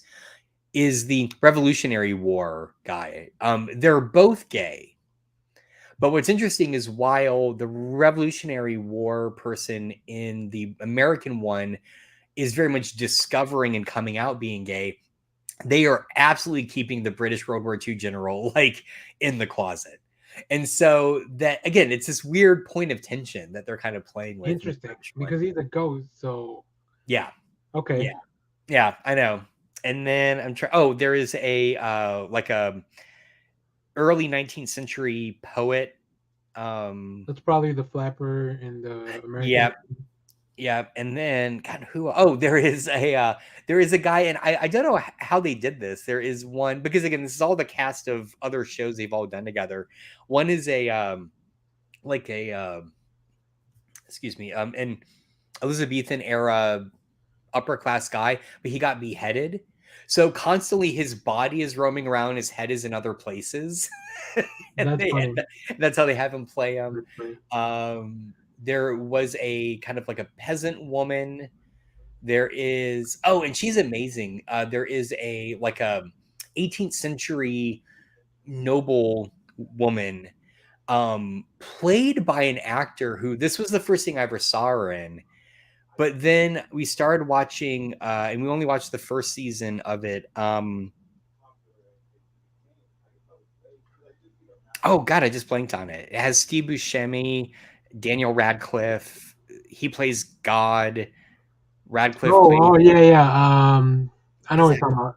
Yeah. Miracles. Something Miracles. Miracle Workers. Miracle Workers. Okay, so if you watch that first season, the actor who plays the assistant to God, the female one, not the male one, that is the actor that plays this 18th century noblewoman, and she could not be polar opposites. And I constantly am impressed by her range because she is so good. Cool. So anyway, that was a long diatribe on ghosts. I'm sorry. No, that's good. I mean, I think it's popular enough. Leonard Kim says people are sleeping in ghosts, and I think it's something I'll probably go back and watch at some point. I don't know. I feel like I also kind of want to check out the British one, but sometimes I feel like British humor doesn't connect just because of so much American humor that I've consumed. Yeah, I can see that. I would say, so there's an episode that it's actually from the current season, you could dive into, I think, without really, if you know the basic setup of the show. I just watched the one with the ghost machine. The ghost sucking machine. From the British one? Oh no, from the American. Oh, okay, sorry, never mind. No, in the British one, again, you can't watch it because season 4 isn't here yet. Never mind. No, I would say give it a spin. The humor is very British. It is much subtler. You convince Austin to at least maybe check out the American version. So I think I'll definitely check it out. I do like the concept of how if you need to bring an extra ghost, I think in the American version they brought somebody that they died in a car, so they're stuck to the car, so they and they gotta keep the car there if they want to keep her around, so it's And if you like Superstore, you get that actor is from Superstore. And then in the episode before or after that one, another actor from Superstore plays a building inspector. Oh, okay. He shows up. She was the Laotian woman from Superstore. Oh, yeah. Sandra. Sandra, yeah. Shut up, Sandra. So she shows up as a building inspector. So, yeah, it's good. All right. Cool. Let's go back to Clay, and then we'll talk about comics. Sure. After. Okay. Checked out Glass Onion on Netflix. Again, Dave Bautista killing it. But that whole cast is fantastic. That whole cast is amazing. Yeah. Who was your favorite? I think Clay. Because I said it was what's her name? Janelle. No. She does a good Southern accent. She's able to Goldie really Hawn's well. daughter. Oh shit. Yeah. Damn it! I hate it. I hate that names just like it's like every time we hit the live button, just names are all sucked out of our brains. Yeah, exactly. Kate Hudson. Thank you. I thought she was I mean, Dave Bautista is also really good. Everyone's really good. But I thought she was just such a terrible person, but it was such a fun character to follow around. Yeah. Especially how mean she is to Jessica Henwick. Anyways, I won't go too much into detail because I don't think Josh has seen it. No, I've seen it. Oh, you've seen it? Okay, good. Yeah. Good. So that whole movie was fantastic. I mean, I just want this to be a series that just goes on forever. And it took Glass Onion for everything to click, right? Because when they said they were going to do a sequel, I'm like, you can't do it without I feel like you couldn't do it without her character from the first film. But now having gotten through a second one, I kind of see how they're going to do it. So I got a question. Do you guys think that so there was a whole thing that was really weird, right? Of course, this is all set during the beginning of the pandemic, kind of, or in the middle of it, and we get this character, Ethan Hawke, who's like bringing everyone to the island, and he gives them like this little spray in the that was Ethan Hawke? That was Ethan Hawke, yes. What? Holy shit. Okay, sorry, go on. Did they cut him out of the film because he does that that's scene? What I'm trying to figure out, like, was that a subplot that was maybe then dropped, or was that just like to explain the COVID of it all away? But then I'm like, why would you introduce COVID in the thing too? I don't know. That seems like there was more there. I don't know, like, I do. Austin does say Janelle Monáe is like an onion with all the layers. I agree. But yeah, Ethan Hawke, the only thing he did was show up, spray everyone in the mouth, and then he left. And that's it. And that was weird. And then apparently the guy that was walking around smoking weed, he's from the first movie. No, wait. So. He's supposed to be a character from the first movie. What? I've got to go back and watch the first one. Yeah, you guys. I don't know. Clay, keep going with other stuff. Let me look it up. I was going to say because I'm on a Ryan Johnson kick. I have Brick on DVD. I thought you were just going to put hard to find, huh? I got a Brick here, so Brick. So if you've ever seen this, it's fantastic. It's early Ryan Johnson directing. If you haven't, I highly recommend it. But it's one of the films I'm doing for my podcast with Mark because we're doing 2004. So I'm doing that with Kiss Kiss Bang Bang. Okay, so he's not playing the same character, but the actor is in both. No, and is it Noah Segan? Yeah. So in Knives Out, he was Trooper. Somebody. That's right. He was a cop. And then and I think it's because he's really close friends with Ryan Johnson. Ryan, yeah. He says Grunberg. Yep. The Grunberg to his JJ. Yeah, exactly. his Jade to his Silent Bob. That's right. Yeah, so cool. All right, what else, Clay? For the podcast I do with Kyle, Shelby and I watched a movie. We had scheduled to watch a movie with Martin Cove in it that Kyle picked. And we couldn't find it. It was an old sci-fi Bigfoot movie. And so we had to find a movie that had Bigfoot in it for our podcast. So we just picked one on Tubi called Bigfoot versus Krampus. Have you ever heard of this? No, but I'm already intrigued. Okay, so I'm just talking about this as a public service warning because here we go. So the guy that made this movie, I think. Hold on. What are you sharing? Oh yeah. Yeah. I'm going to warn you now. If this guy's listed as the writer, director, and editor, I think he just might be an AI. This is how bad this movie was. is. This guy has got 118 credits. Look at all these films that he cranks out a year. Yeah. Oh my God. And they're all just kind of like knockoffs of other films. They're like, he has another Bigfoot movie, Fast and Furry. I mean, it's ridiculous the amount of films this guy has cranked out. And look at the time frame. They're all in the same year. That's how bad this movie is. It is an hour and 4 minutes. It is CGI. No character at any time has his mouth synced with the dialogue that you hear. The male character is an astronaut, but he has a cover over his face, so you can never see his face. The female has a cover over her face, so you just see them as astronauts. The dialogue is so bad, you can tell it was written by a man, because even when the woman speaks, it's terrible, and it's dialogue you've never heard a woman say. I just want to warn you, if you ever see some of these movies floating around Tubi, that you go, I'll give this a try. This looks like this could be fun bad. It's not fun bad. It's bad. It's just horrible. It all takes place in space. Bigfoot and Krampus never fight. They just talk over radio to each other. And that's in the title, yes. But if you go to the IMDb reviews, it's so funny to see because someone just titled it. Yeah, they never meet. Skip it.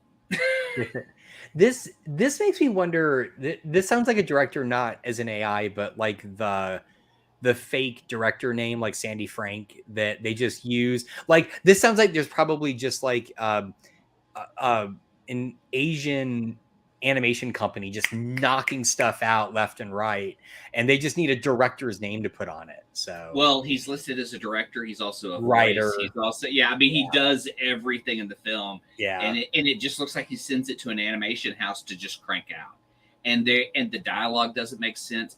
The weird part is he pads it with stock footage, so he'll have a moment where, like an astronaut's talking about coffee, and a stock footage of coffee will just fade in and then fade out. Wow. It's like he's really padding the film just to get an hour and a half. Like, it's so bad. It's like on a level I can't really explain. That's amazing. Because I watch a lot of bad stuff, and I find some good in it to at least laugh at. Shelby goes, you have to wake up or we're turning this off. Because I fell asleep. It's only an hour long. And I was like, I was physically holding my eyes open to finish it because I felt bad because Kyle had already watched this other movie. And then it turns out he couldn't find it streaming either, so he watched something else. Oh, okay. So check out our podcast, Squatching, a Bigfoot podcast with it's on YouTube and we're on Twitch. Just me and Kyle and Shelby talking about Bigfoot news and movies. Real quick, Austin says that he'll send Ryan Johnson has a podcast on Slash Film. Worth a listen because it's just Ryan Johnson with a group of friends. Yep. And he plays music apparently. Is there something nice. he can't do? I'm in. This sounds great. Yeah, I've heard him talk with that crew. It's always good because he's a film fan, so they all kind of have that angle when they're talking. Very cool. Finally on Shudder, a classic death spa from 1989 about a killer spa. Anyone? Am I the only one that's seen this, Jim?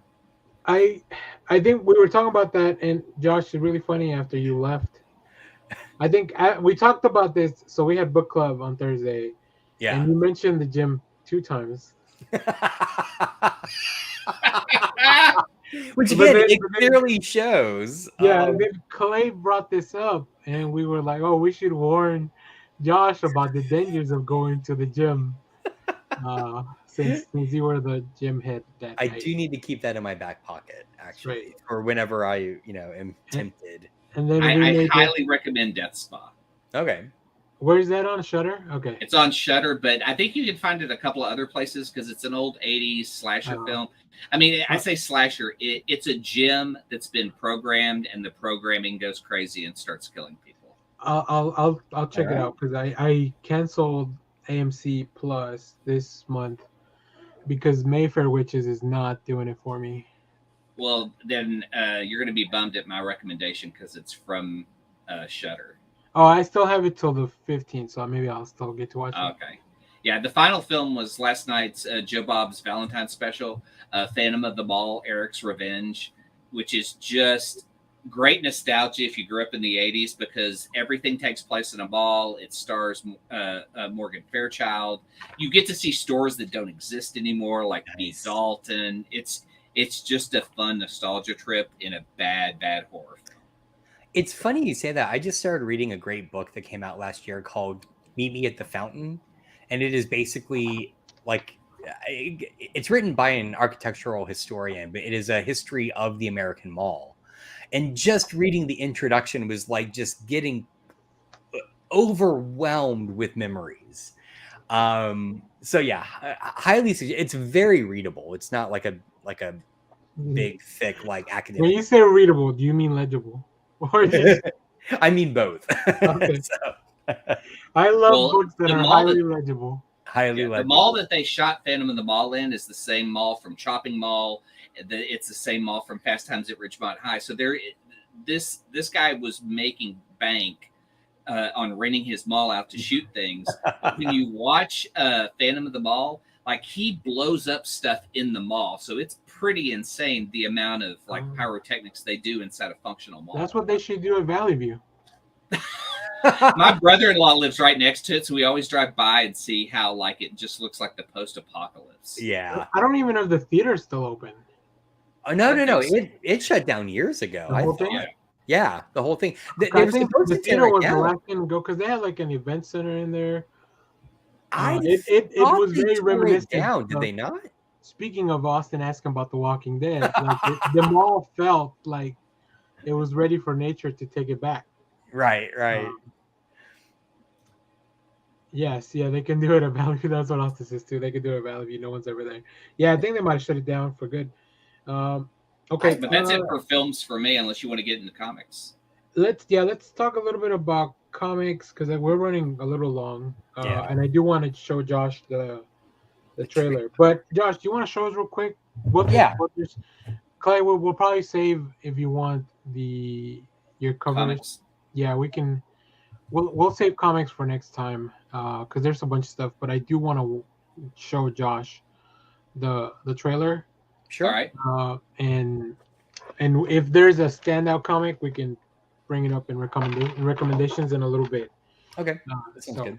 We're gonna watch let me switch to headphones so it doesn't echo.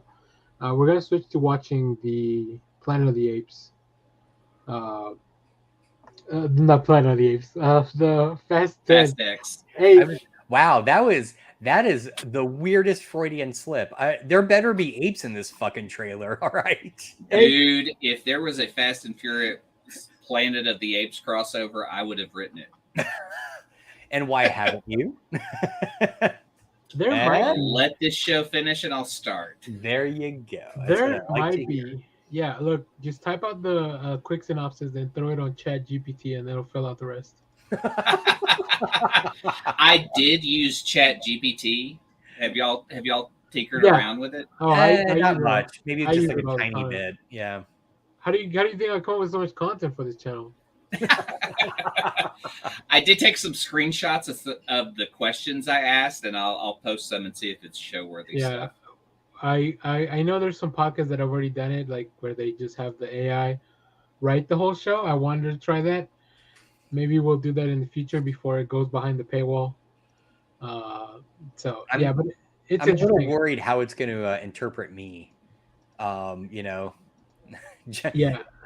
It's interesting as a tool. I think it's interesting as a tool. I don't think it'll ever, at least at this point, fully replace anything. But that could be a whole other show. But I think I'm ready now. Let's. Okay.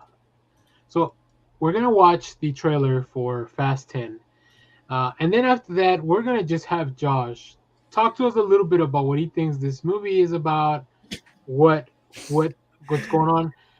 This trailer is like over 3 minutes. Yeah, it is. Holy God! All right. So that's why I wanted to do it now because I know we're already running late. Yeah. Okay. That sounds good. Here's the trailer for Fast 10.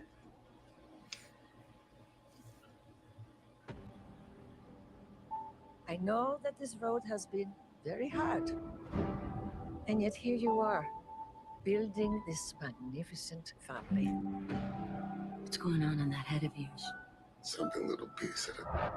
He said, Dad, you're not afraid of anything. But I am. I'm afraid of losing someone I love. Dominic Toretto, you're about to learn all about fear. Oh, you built such a beautiful life, filled with love and family. I never got that chance. You stole that from me. My future. My family. And now, I'm gonna break yours. Piece by piece.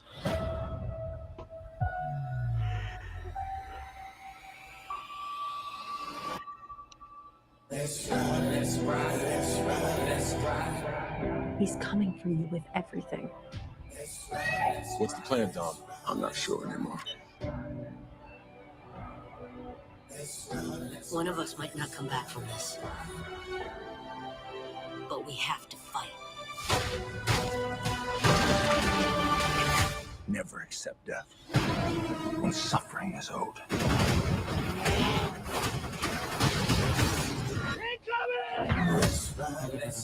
All the dangerous. Ain't too many get bang with us. Label us no phobias. It's a setup. He's trying to tear us apart. Our situation is type 1. What you gonna do? Fight or run? Winning used to be about winning. We raced for respect. Today, I raced to stop the bloodbath. That's the problem with having such a big family. How do you choose the ones you save?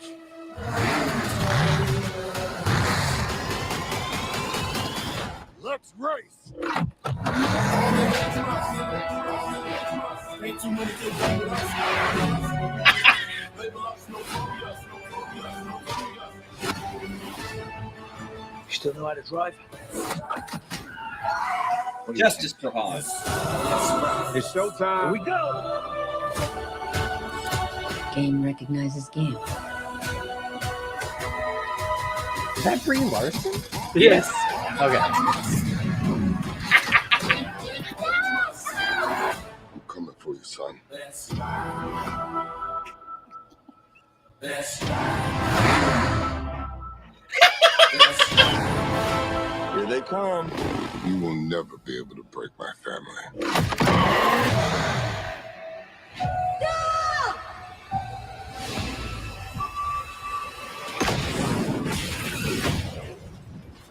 American Muscle.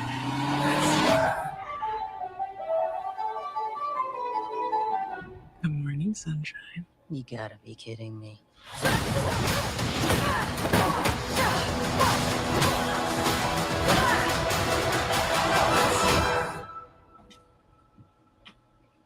Oh, that looks so awesome. Josh. Josh, explain the plot to us now. Oh my god. Okay, let me see if I can do this. Family. It's a good start. It's a good start. Washington, D.C. blows up. Tons of technology. Family. Kidnapping. Family. Culminates in a race? This is literally is as much as I got from that. Yes. Am I right? All right, first off, has Aquaman shown up in the series before? No. He is a new addition. But clearly he was there in the past, right? Yes. So when they're referring to when they're pulling the safe out of the wall and you see him, that is the Fast and the Furious 5. And I guess that's his father who they kill with the safe when you see the safe roll over him. Okay. And so they took all his money and his father, so he's coming back for vengeance. Okay. Now, Josh, let me tell you, this movie has 4 Academy Award winning actresses in it. Charlize Theron is in this movie. Helen Mirren is in this movie. And this is not her first Fast and Furious, It right? is not No, for either of them. It is Brie Larson's first, and then also introducing as Dominic's grandmama, Rita Moreno. That was Rita Moreno? That was She's Rita an EGOT winner. That was Rita Moreno at the beginning. Oh my god. That's so great. I will be, because I will never see it. So just let me know after it comes out how accurate my summation was. I also wanted, so they've done a lot. I think this is one of the movies that have used the retcon probably the best. Oh yes. Like they're really good at doing that. And also I don't know if you guys saw the comments from Vin Diesel comparing this saga to the Lord of the Rings. To Tolkien's Lord of the Rings. Yes. It was everything. But you know what? I am glad my god. I'm very glad that he's so passionate about this work because he is. He loves this franchise. More power to him. I mean, it's got a fan base. People are excited for it. I have no qualms about that. It is all. $1 billion franchise. Yeah, I think that's wonderful. I think that's absolutely wonderful. This movie also it also has Daniela Melchior, who from Suicide Squad, she was Ratcatcher 2, which I don't think we saw her unless she was one of the racers, but I don't think we saw her. It also will have Alan Rickson, Jack Reacher, Hawk from Titans. Hawk from Titans. Oh, okay. Yeah. Which is like those are people we haven't even seen. But here's the only thing, and it may just be again my lack of understanding how Fast and Furious films work. I understand they come from a place of car racing. Everything I saw in that trailer, I don't understand narratively how you get from a big bad literally blowing up Washington D.C. and having all this amazing big technology cutting buses in half, and at some point they're going to go, you know how we solve this? Let's race. Like that turn I can't fathom. I just can't. That's the formula though. That you end up racing your enemy. How do you feel about the Indiana Jones homage when that big ball of metal shows up? It's fine, I guess. I mean, what supervillain ever said, I'm just going to have a giant metal ball I'm going to throw through a city just to destroy everything? I love every one of Momoa's outfits. Yeah, no, they're all good. I mean, you don't wear a shirt. There's no reason to. Any blazer over that body will be fine. Yeah, make sure to put on as much earrings as you can. He's a great bad guy just from the trailer. Like I loved it, no, and that I is kind of true. go. That is true. I want to lean into the Lobo rumor. Like if he's a great villain in this, I'd love to see him play Lobo. And the fact that this is going to be the second time that we see in a movie a car take down a helicopter, but it's escalated because now it's taking down 2 helicopters. American Muscle. We've seen it in the past with Live Free or Die Hard, where Bruce Willis took down a helicopter with a vehicle, but now Vin Diesel has upped the ante. I don't. He did that though in Fast 8, I believe, when he flies his car up and puts grenades on a helicopter. Blew it up. He didn't use the car to do it. This time, that's true. So I have a rough understanding of like physics, but I don't understand how if the car's already in the air, what does he do to make it propel forward to make them slam together? He hit the NOS. Okay, all right, no, that's fair. That's fine. That is totally fine. If there's an explanation for it, I will suspend disbelief. I promise that's okay. NOS is in every Fast and Furious film. It's when you need just a little boost. Okay. And so it's like a callback all the way to the first film. Gotcha. Okay. Also, I do want to say in the comment we have a few things, but we also got news that there's going to be a new Riddick film. Yes, I heard that. They're working on which I am a big fan of. All the Chronicles of like all the Riddick stuff that Pitch Black. Yeah, really really fun. There's even an animated film. Oh, John Cena's also in this film. I don't know. I'm sure you saw him. I did. And of Peacemaker course, and Captain Marvel. yeah, of course, Ludacris. Michael Rooker's also in this film. I don't think we saw him in the trailer. I don't remember seeing him at all. Yeah, It seems like the guy from Tokyo Drift is back. Is Yeah, that right? he is. Okay. The dead guy that died a long time ago is back. And they retconned, yeah. They brought him back in the last That's movie. the biggest thing in this one. It's face to face.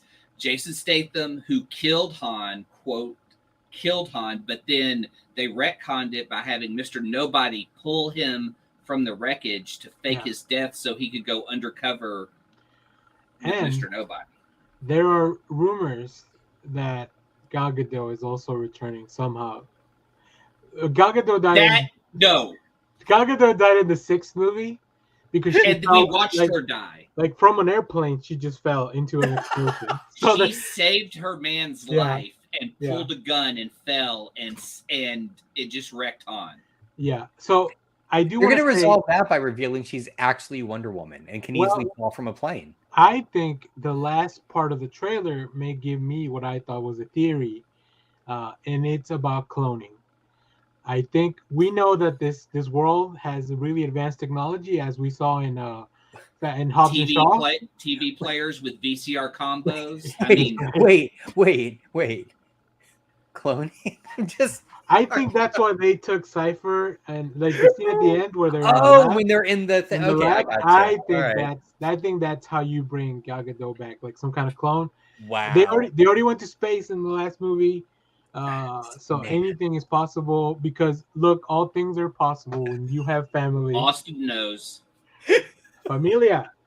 I'm so excited, but the fight since the 5th movie, Michelle Rodriguez has got to show off her fighting skills and fight some badasses. When she fought Ronda Rousey, I was like, that's just fucking amazing because she does it in an evening gown and heels. That's awesome. I mean, but really, Fred Astaire can go fuck himself. So. The best fight was in the 5th film, but I have hopes for this one because this looks fucking badass. She goes flying at her at the end. And Josh, one last thing. This is part 1 of 2 of closing out the saga. This is like your 2 Towers before the Return of the King. This is the 2 Towers film. There's just going to be a lot of driving. So what is the next one going to be called? Is it going to be like X.5? Like, no, this was Fast 10, so the other one's just going to be Your Seatbelt. And it wasn't Fast 10 Your Seatbelts. Well, that's what the next movie's called. So then, the whole thing comes together. Fast 11. Yeah. So, yeah, I'm very excited. Oh, no, it's going to be Fury 10. Or Furious 10. They only did Fast 10. And Furious 11. 10. Or Furious 11, true. Furiosa. This is going to be the Furiosa movie. This is all leading up to Charlize Theron becoming Furiosa. Oh, my God. Just, wow. So, I'm going to have to do. I may have to put that on a Patreon if anyone wants to marathon all the Fast and Furious with me. I think that'd be fun. I think movie night would also be fun. We'll make Josh watch one of these at some point. I clearly need to watch at least one. Yeah, it's 20 hours of movie. I mean, we're talking that with the spinoff. Look, these movies are about family, so we'll make it a family event where so we'll something out. We had Idris Elba who could pull a motorcycle with his mind. Yeah. Don't forget. God. I don't know. It's such a journey. I love it. So I'm very excited. But anyways, yeah, that's the Fast 10 trailer. I'll clip this out, put it in I think it's fun enough to do it in. I'm hyped. I'm so hyped. All right, before we close out the show, do y'all have any recommendations? Is something quick? I do. Yes. Very fast. I put a link to Slashback that's on Shudder. I see that. I fucking absolutely love this. It is what if the Goonies were in John Carpenter's The Thing, and they lived in Alaska, or they lived near, I think it's the Arctic point. So it's a bunch of Inuit kids who the story's so good you kind of can't know who they are early on.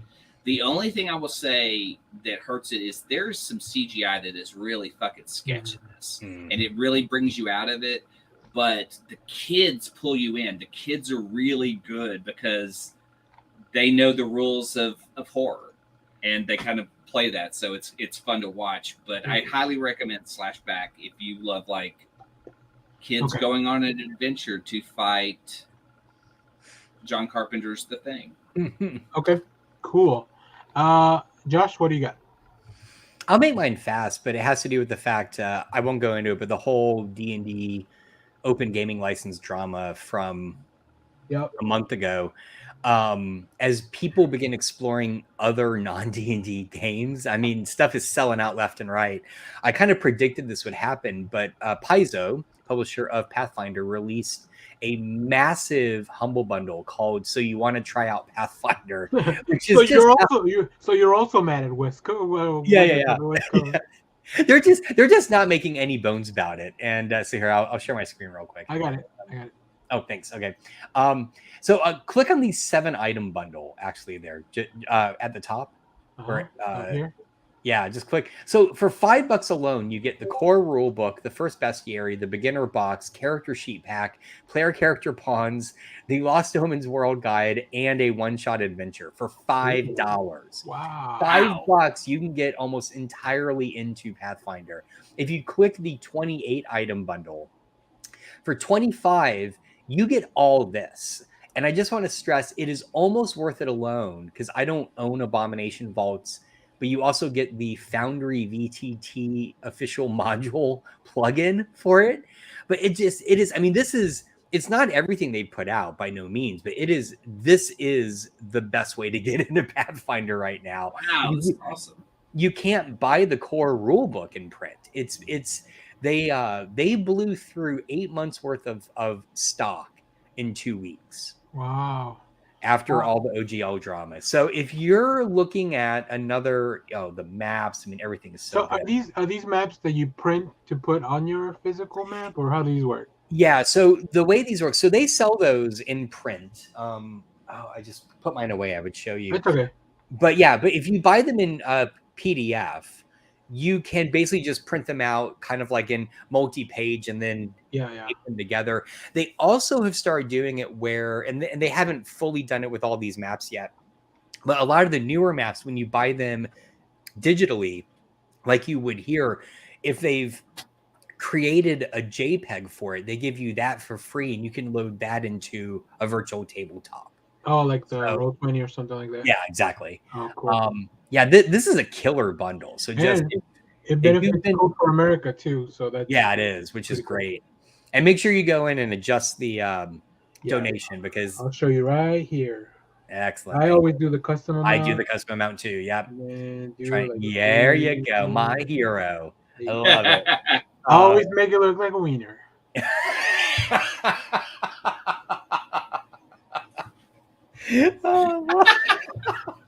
This is the third week in a row I think that we've had wieners on the show. It's so good, good. So anyway, that's my rec. Great recommendation. I'm definitely clipping that up. My recommendation this week, we got season 2 of Static Shock. Look at this cover. Ooh, that's awesome. I did not see that. Shit. Who's the artist? I don't know for this one. I love this book though. Static Shock is back for season 2. We're back in Dakota City, and man, I just love Static Shock so much. And we get the return of one of the big villains from the cartoon, Ebony. Ebon. So cool. I'm so really happy. I think if you have DC Infinite, you can read these on there already. If not, you can go back. Just if you have Infinite Ultra, just wait a month and they'll be on there. But yeah, the art is so good. Like, what's his name? Nicola Draper Ivy is the artist, and it's co-written with him and Vita Ayala. Yeah, let me show you some art. I love the outfit, the little throwback to his hat from the 90s. Yeah. And like really cool action scenes. And yeah, this team has just really, really brought something fun to Static Shock. So I love it. It looks and feels more contemporary So it's just a lot of fun. I will say these do read a lot better collected. But I wanted to check out issue 1 just to do the review, and then I saw that cover at the shop, and I could not pass it up. So no, of course very not. cool stuff. All right. Well, I think we had a really fun show. Yeah. So thanks everyone. Thanks everyone in the chat. We had Austin, my buddy Carlos, my buddy Austin's also my buddy, although he disagrees with me a lot. Leonard Kim. So yeah, and anybody else that's watching live or in the chat, because at some point we were up to like 10 viewers, but obviously not everyone comments. So if you're just watching and lurking, as they call it on the internet, we appreciate the lurk. We love the lurkers. That's right. One of us. Yeah, make sure to subscribe. We are very close to 1,500 subs, which is wild because just at the end of the year, we were we were struggling to get to 1,000, so things were really ramped up.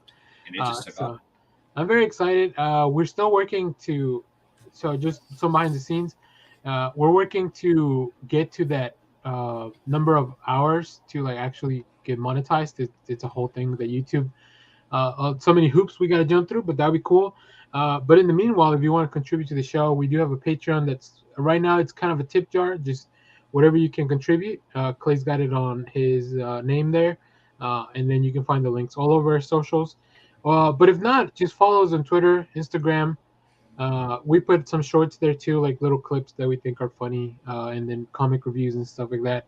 And stay tuned all throughout the week. Tomorrow, whatever we get from the Super Bowl, I'll be making videos at whatever pace I can. Nice. So stay tuned for that. And then come back next week. I don't know what we're talking about next week, but I'm sure it'll be fun. Clay, do you have anything? Valentine's. Oh yeah, wow, we should talk about Valentine's Day. Yeah, Shelby was going to come on and talk about the romance book she was able to track down of the old romance comics. Oh, that's right. That's right. Okay, so that book is great. I had it at some point. I don't know. I must have sold it.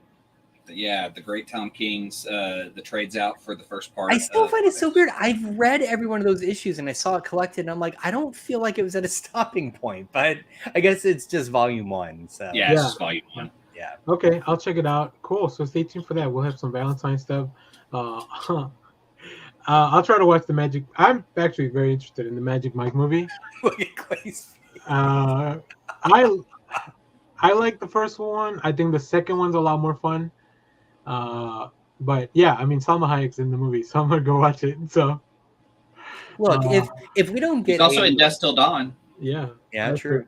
If we don't get a Salma Hayek using Magic Mike's abs as a xylophone, then I'm out. Austin wasn't joking. He wants the show to be Magic Mike.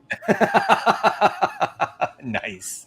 Okay, Clay, what else you got going on? Tell them about the other stuff that you got going on. Oh, okay. Yeah, we just did a second episode of Squatchin', a Bigfoot podcast. You can find on Twitch and YouTube with me and Kyle and Shelby talking Bigfoot news. And we actually had our second episode. I have a lot of video. I found a TikToker who is obsessed with cryptozoology, and so she's constantly posting stuff, even when it's ridiculous. Nice. So as opposed to the non-ridiculous cryptid stuff, right? Well, it was funny because there was actually a scientific report that was put out because Bigfoot, and it was just like 99% of the time the evidence that is provided is a black bear. Bigfoot is a black bear. Okay. So that was like the scientific paper that we found, was someone just putting together all the evidence and saying, "Is it a cocaine bear? Is it cocaine bear? Is it a cocaine bear?" Also, I should be live streaming some more painting. I'm trying to get my office back in order to be able to do some of that. And sounds. And then I'm doing my show with Mark. We're talking 2004. I'll be talking about it's Unsocial Spectators. You can find it on any of your podcasting apps. I will be talking Kiss Kiss Bang Bang when Batman and Iron Man team up. That's a good movie. It's Brian Johnson. Yeah. Brick. Cool. Josh, do you got anything to plug? No, not really. Okay. Well, follow Josh on Mastodon. I think there you go. One of the people that's still there. Yeah, one of the few. Post into a empty room. And you can also find me at the I Read Comic Books podcast. There's some really fun stuff there. Go check it out. And also, I will be trying to stream me building a. I bought a Lego set that it's a little small. It's only like 300 pieces, but I want to try to put it together on camera. Because I'm building something else, so I might as well try it out. Nice. So yeah, stay tuned for all that good stuff. So as always, make sure to not rate, like, share, subscribe, leave us comments in the comment section.